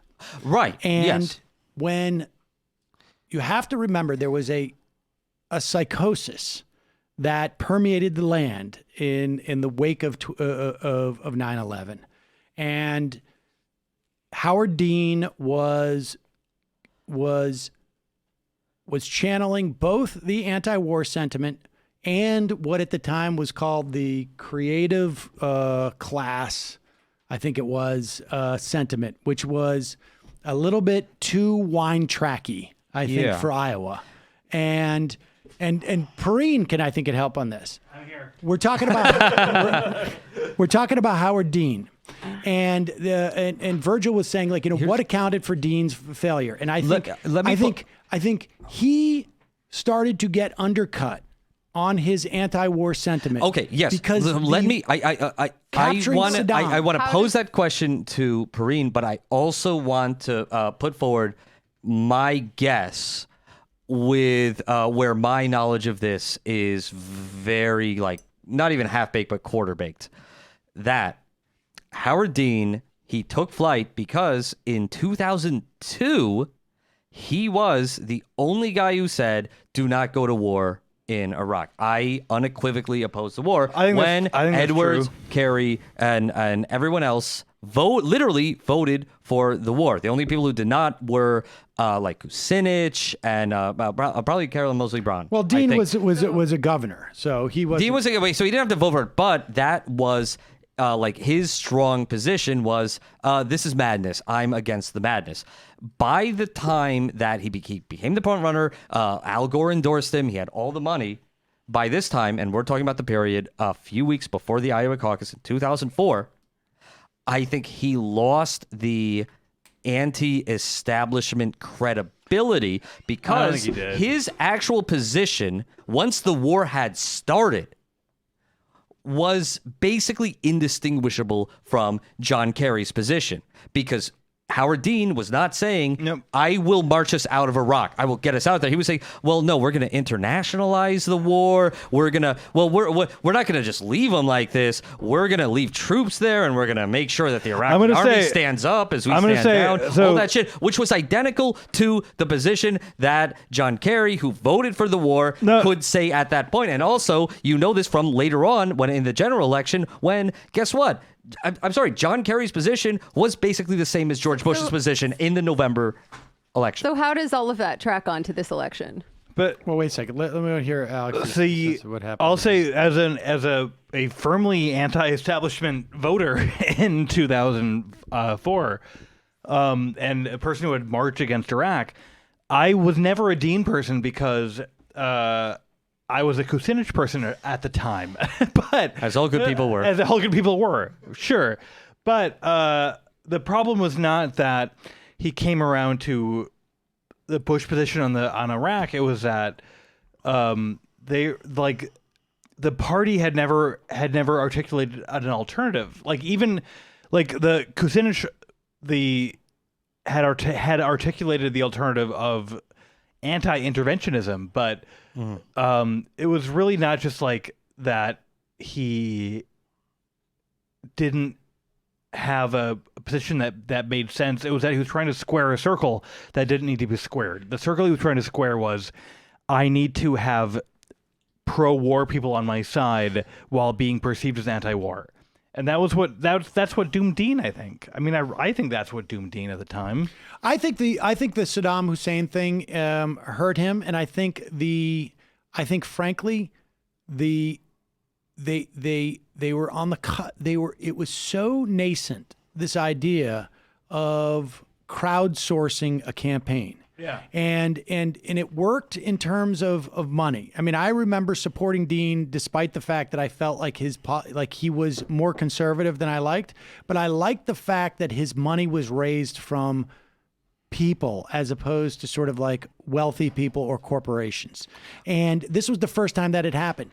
But the problem is they also crowdsourced like their campaign in many respects. I don't know who that could be, but this is the entirety of Chapo Trap. Oh, Elijah. Jesus Christ! We just got holy shit! No, you're supposed to do this. Wow, they just keep arriving. Oh fuck! All right, at least shut the door so we don't get kicked out of this building. Oh wait, with the door? I'm taking out my hoops. This is. What are you doing here? I know how this works on Twitch. I never thought you're supposed to. Jesus. I never thought you guys we'd all be in the same room together. How many mics do we have? Are we gonna fight now? Is this a rumble? Can we turn? Can we? You got to switch to this camera here so that you can see everybody. Where's Liz? Where's that camera? Oh, there it is. Yes, we just got raided. Wait, where's Liz Brunig? She has She was children to smart take enough to care realize of. to get out of So there. do I, and I'm here. Me too, for God's sakes. Apparently, my enough. son has an earache, but I've been getting messages to that effect. I kind of had one more point about this that I wanted to hit whenever. All right. Well, let me just I think the point that happened with Dean was I think that he lost his momentum when Saddam Hussein was captured because the country snapped back into its psychosis. I don't think that's right because that happened over 1 month before the Iowa caucus, and at the beginning of the year, the polls 3 weeks out from the Iowa caucus showed that Dean and Gephardt were still on top, and it wasn't until the last fucking 14 days that Iowans, in their infinite wisdom, said, "No, we like the Boston Brahmin." Oh wow! Do the Shepherd's. This just got real. We're about to lose our So lease. I have to move. Okay, does someone car want to sit with me? by midnight? All right. Well, Matt, do you want to sit on my lap? Matt, all right, Oh let's my let God. everybody. Let's march get him through out. it. Let's Matt get- is the only sensible you can- Chapo. Matt- By the way, Matt is the only sensible. Matt, you can share on my. Actually, I am gonna get a ticket. We, Cannot move my car. Okay, so All right, I would let Jamie say. Okay, the Dean stuff, fascinating. But I would just like to bring it back a little bit to what you said about Bernie expanding the electorate. This is a point I meant to hit last time, but didn't because it was somewhat chaotic, although not as chaotic as it is right now, which is all these arguments about turnout versus persuasion. Those two strategies do not conflict with one another. And this is a surprise to a lot of people who think, oh, you know, these left-wing populist policies are only going to appeal to these disaffected losers or whatever. Their words, not mine. And if you want to win the swing voters who actually vote, you need to move to the center. I believe it was an article by Eric Levitz, maybe I'm wrong, but we've cited it before on this show, that said these policies are actually popular among swing voters as well. If you poll them about Medicare for all, if you poll them about universal college, these are universal programs that help everyone in the working class, and they help turnout and persuasion, which kind of blows liberal minds, I think. There you go. How about no Virgil at all? No perpetrators. He's just in my ear saying, "I'm Littlefinger." Yeah, that beloved character that everyone trusted. Everyone loves the guy whose death was certainly not cheered by everyone watching the show. Fan service. I would just like to add to that to say that when I watch these debates, I mostly want to kill myself. And the only thing that's everyone around you. And the only thing that's I said I want to, not that I will. And the only thing that stops me is the thought that the people who are going to decide this election, the people who are going to prove the truth or falsity of the Sanders electoral thesis, are not watching this garbage. Because if it's up to the people who watch this and absorb electoral politics through the frame created by the nitwits at CNN and like the fucking the Waffen SS lady who did from the Des Moines Register. Mrs. Schickelgruber, whatever her name was. I mean, if that's the case, we're doomed. The only way to win is if the people are going to be moved by their lives and not by the ridiculous pageantry that these frauds and oafs create. But wait a second. Do you think Frau Hickenlooper necessarily helped a specific candidate? I mean, I will admit, I will stipulate that we checked out halfway through because we all were very depressed. They were all the Chapo guys came down and were like, "What happened in the second half of the debate?" By the way, y'all gonna flex on viewer numbers. Like, what happened in the second half of it? Y'all gonna flex on viewer numbers. We stopped watching halfway through, and the entire thing was streamed on our phone with one microphone. But anyway. Oh, by the way, Sam, nice Webby award in your bathroom. I was gonna say. Thank you. Flexing about his Webby. Got him. I'm a New York Times bestselling author. They don't give you you don't need a certificate for that. It just becomes a part of who Can you someone are. break out our YouTube award? Your, Twitter bio. We have That's it for somewhere. sure. I got to hang that thing in the bathroom. I thought the way that the pivotal moment was the moment about the Warren accusation, and she handled that like she was given an envelope from Central Command to let Warren off the hook, because what everyone saw when she made this absurd accusation that no one believed is, how is she going to respond to the demand to actually say yes or no? Did he say this? And instead, after Bernie made a categorical denial, she says, how did it feel when he said that to you? That's what I said. That's the moment. And it's like, at that point, I'm sorry, your grandfather, condolences he fell out of that car tower, but fuck off. She did the denying for her. Parody. Operating with fucking training wheels. It's embarrassing.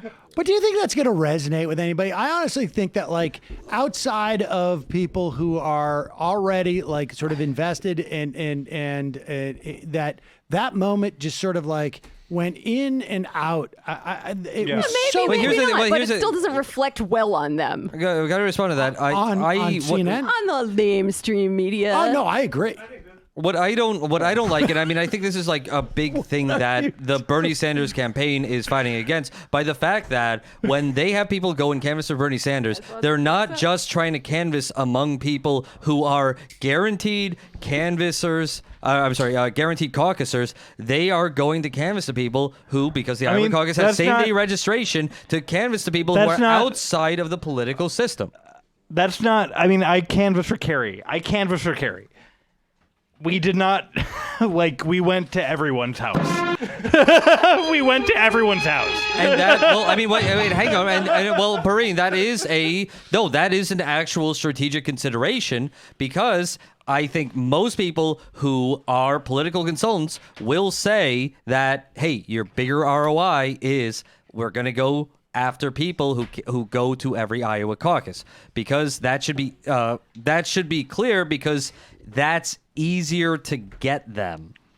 Because when you want someone who is alienated from the political system to get them to go to a caucus, like, you have two asks versus having one ask. Right. But Bernie's theory is completely different, right? Bernie's theory is completely different. Bernie's theory is different, and that's really the gamble right now, and that's why all of us are biting our nails right now, because if he pulls it off and he wins in the Iowa caucus, he wins big and he beats the polls, that will be the proof positive that the revolution is real and that we are not just taking over the Democratic Party. We will beat Donald Trump by bringing millions of people in. Sound more and more like Bernie. Why has that happened? I think this is to a large extent, and obviously it cuts against what our revenue source here. But I think I think a lot of when we're talking about 2020 is just been commentary, and the bottom line is that there is not going to be an answer until Bernie Sanders' theory of change is either proven or disproven in Iowa. Sam, I know you're concerned that a lot of your fans watching this right now will hear this fucking truth and realize, oh, I've wasted my life. Because and we talk, and I certainly know this that is what I mentioned. This is what I mentioned. I personally feel that. This is what I mentioned. This is what I mentioned. This is what I brought up on the weekend episode of our program, Chapo Trap House. Once again, I'm sorry. Google Chapo you're with Trap Slow House. Burn, right? Once again. That one of the top reply guys of online, Sean. One of the top reply guys of online. One of the most loyal bannermen, Sean Moorhead. Shout out to Sean. He said, hey, one thing I never thought would happen when going door to door for Bernie Sanders would be to knock on a door and have someone say, who the fuck is Bernie Sanders?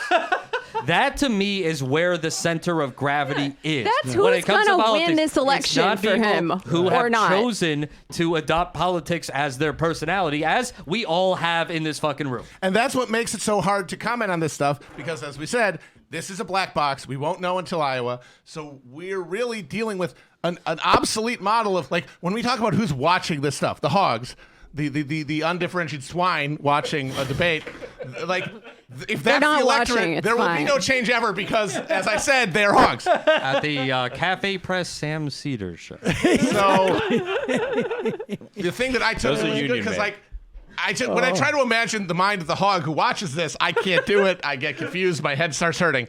So I have to, like, look for the bright side. And the bright side for me is that they gave Amy Klobuchar a lot of smoke. She got a question before Liz Warren did. And that if this does contribute to some sort of Klobuchar boomlet, that will almost by definition take away, I'd say almost equally, from Biden, Buttigieg, and Warren. And reduce their likelihood of getting above Sanders, regardless of whatever is happening outside of the political system that, like we said, we're only guessing at. I can't wait to find out that only 25,000 people watched the debate after all of this. And they were all streaming it on Twitch. Exactly. All of them. Well, all of them.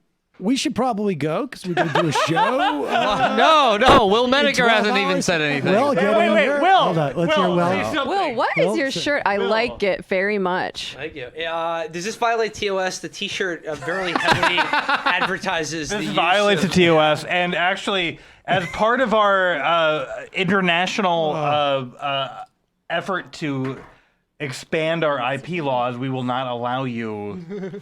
We've already I've worn online ceramic shirts digitized at that this out. studio. Okay, That's excellent. fine. All right, we'll blur this out, but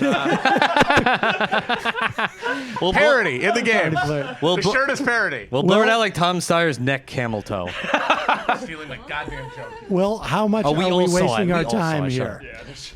I mean, I don't think it's we're wasting our time paying attention. Like I said just the other day that part of the fact that, like, Bernie Sanders is in this race with a really good shot of being the nominee and a really good shot of being the president, I don't think anyone's wasting their time. Right. Yep. And I think we all have to risk being disappointed, being losing, being owned, posting cringe. We just have to you have to Post your cringe. Don't be scared to get corny on Maine. Something I've noticed, We have to and be this willing makes me feel. to take the knee to Amy Klobuchar. In the event. No, but Also, Sam, that this makes me feel really, really good is I don't know if you know me, but I'm kind of a cut up, and I post some goof 'em ups online. yeah, you cut up our fucking stream tonight, dude, by editing yourself out of it. I posted. I'm sorry, Sam. Sam, I'm sorry.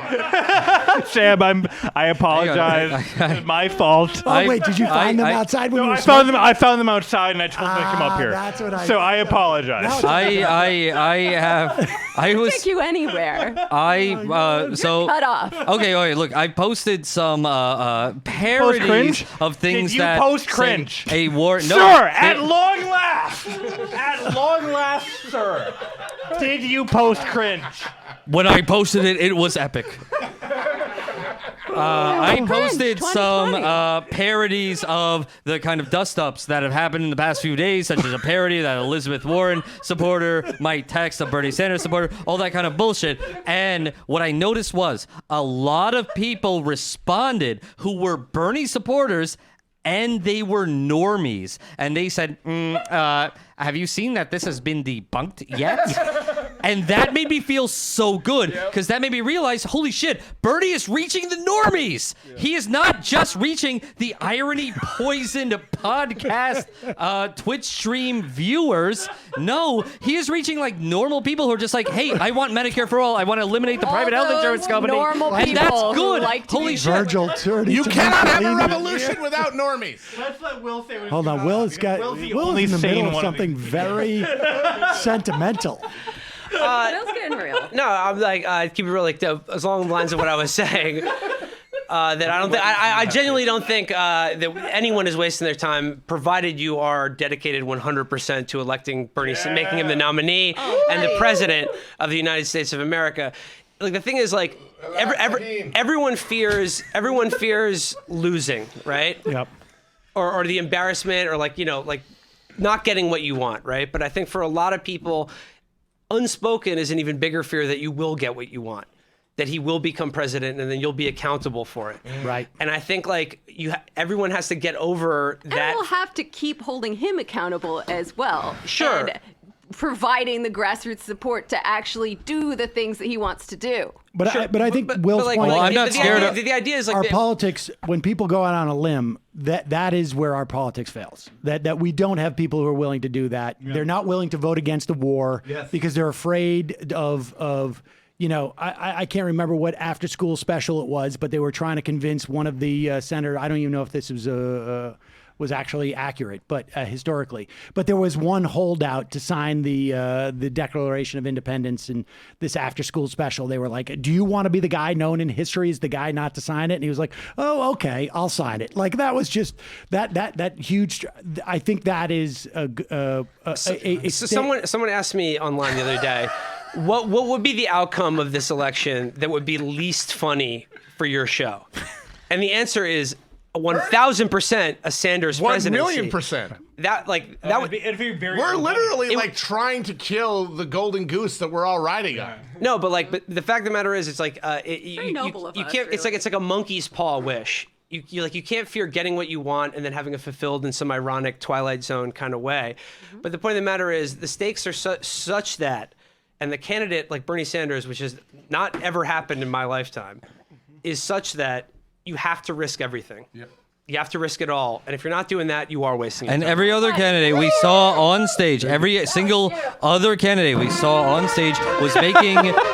Tom Steyer was making noises about Medicare for all, and Elizabeth Warren was making noises about big structural change.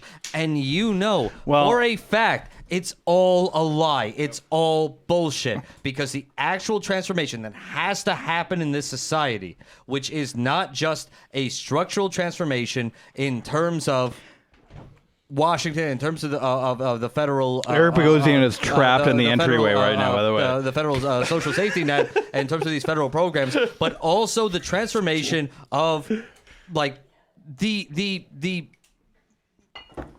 creation, the instigation of a new imaginative concept of the future. And Which what it is requires... a good future and not a bad future, which everyone wakes up every day and thinks, oh, yeah, things are just getting fucking worse. But you ask any fucking person, what do you think that 5 years from now is going to be? They will say way worse. But the reason that is because people are operating from the assumption of politics as you wait around, you watch this stuff, you comment, you create maybe you create an identity around politics, but mostly you sit on your ass and watch TV until every 2 to 4 years you fucking push a button. And if that's the model, then even a Bernie presidency will be a failure. The Bernie presidency has to be the start of a radical realignment of the way Americans relate to politics, the way that they feel themselves as political beings. Yeah, preach on it. And I really hate that the word empowerment has been so fucking denigrated, because that's what it actually means. The idea that you as an individual will have an ability to not have like individual empowerment on like a personal, like, oh, I do yoga level, but no, an empowerment that emanates from I am with millions of other people and we are collectively creating action. Yo, Virgil's kind of nice with it. What do you think? And he is condemned. All right, Sam. I think you guys. There's a lot of people in the chat who are saying that you guys should go on Chapo. By the way, Virgil, go on Chapo. By the way, 50% of your listeners are officially counted as our listeners, so we have officially beaten Sam Cedar. There you go. There you go. We will be taking the Webby Award out of the bathroom. That actually is expensive to apply to. Take all the Air America emails out of the bathroom, please. There's actually an amazing story about that email. I have always wanted to ask about that, but I feel like that's now an it's not the entire time. episode. That's an entire episode. Incidentally, speaking of episodes, Clear Channel is doing what I had talked about with you about starting an all FM channel of just podcasts. But we can talk about that later. Folks. Interesting. I just saw that article today. We will be back in... by the way, subscribe to the New Republic. Subscribe to the New Republic. Patreon.com/the Alex Antifada. Perrine. Check out Chapo Trap House. Apparently, they need some help on their Patreon page. One other thing, we went to Iowa and we shot a documentary. Yes. Which you saw? I haven't watched it yet, but it's released in what, a couple of days? It's released in a few days, and it's Where can they go? What website? IowaGoodVibes.com. You can get it for $1.99. IowaGoodVibes.com. Also, subscribe to the New Republic. It's so much better than it was. It was a lot better. It's the New Republic. Exactly. And there's a clip of the trailer. We're not going to play it because we've got to be back here in just about 12 hours. We've just made the turnaround time for Union Rules if we were production. And there you go. So we will see you tomorrow at noon, and bye. That's it. Strength I got to get to where I want, but I know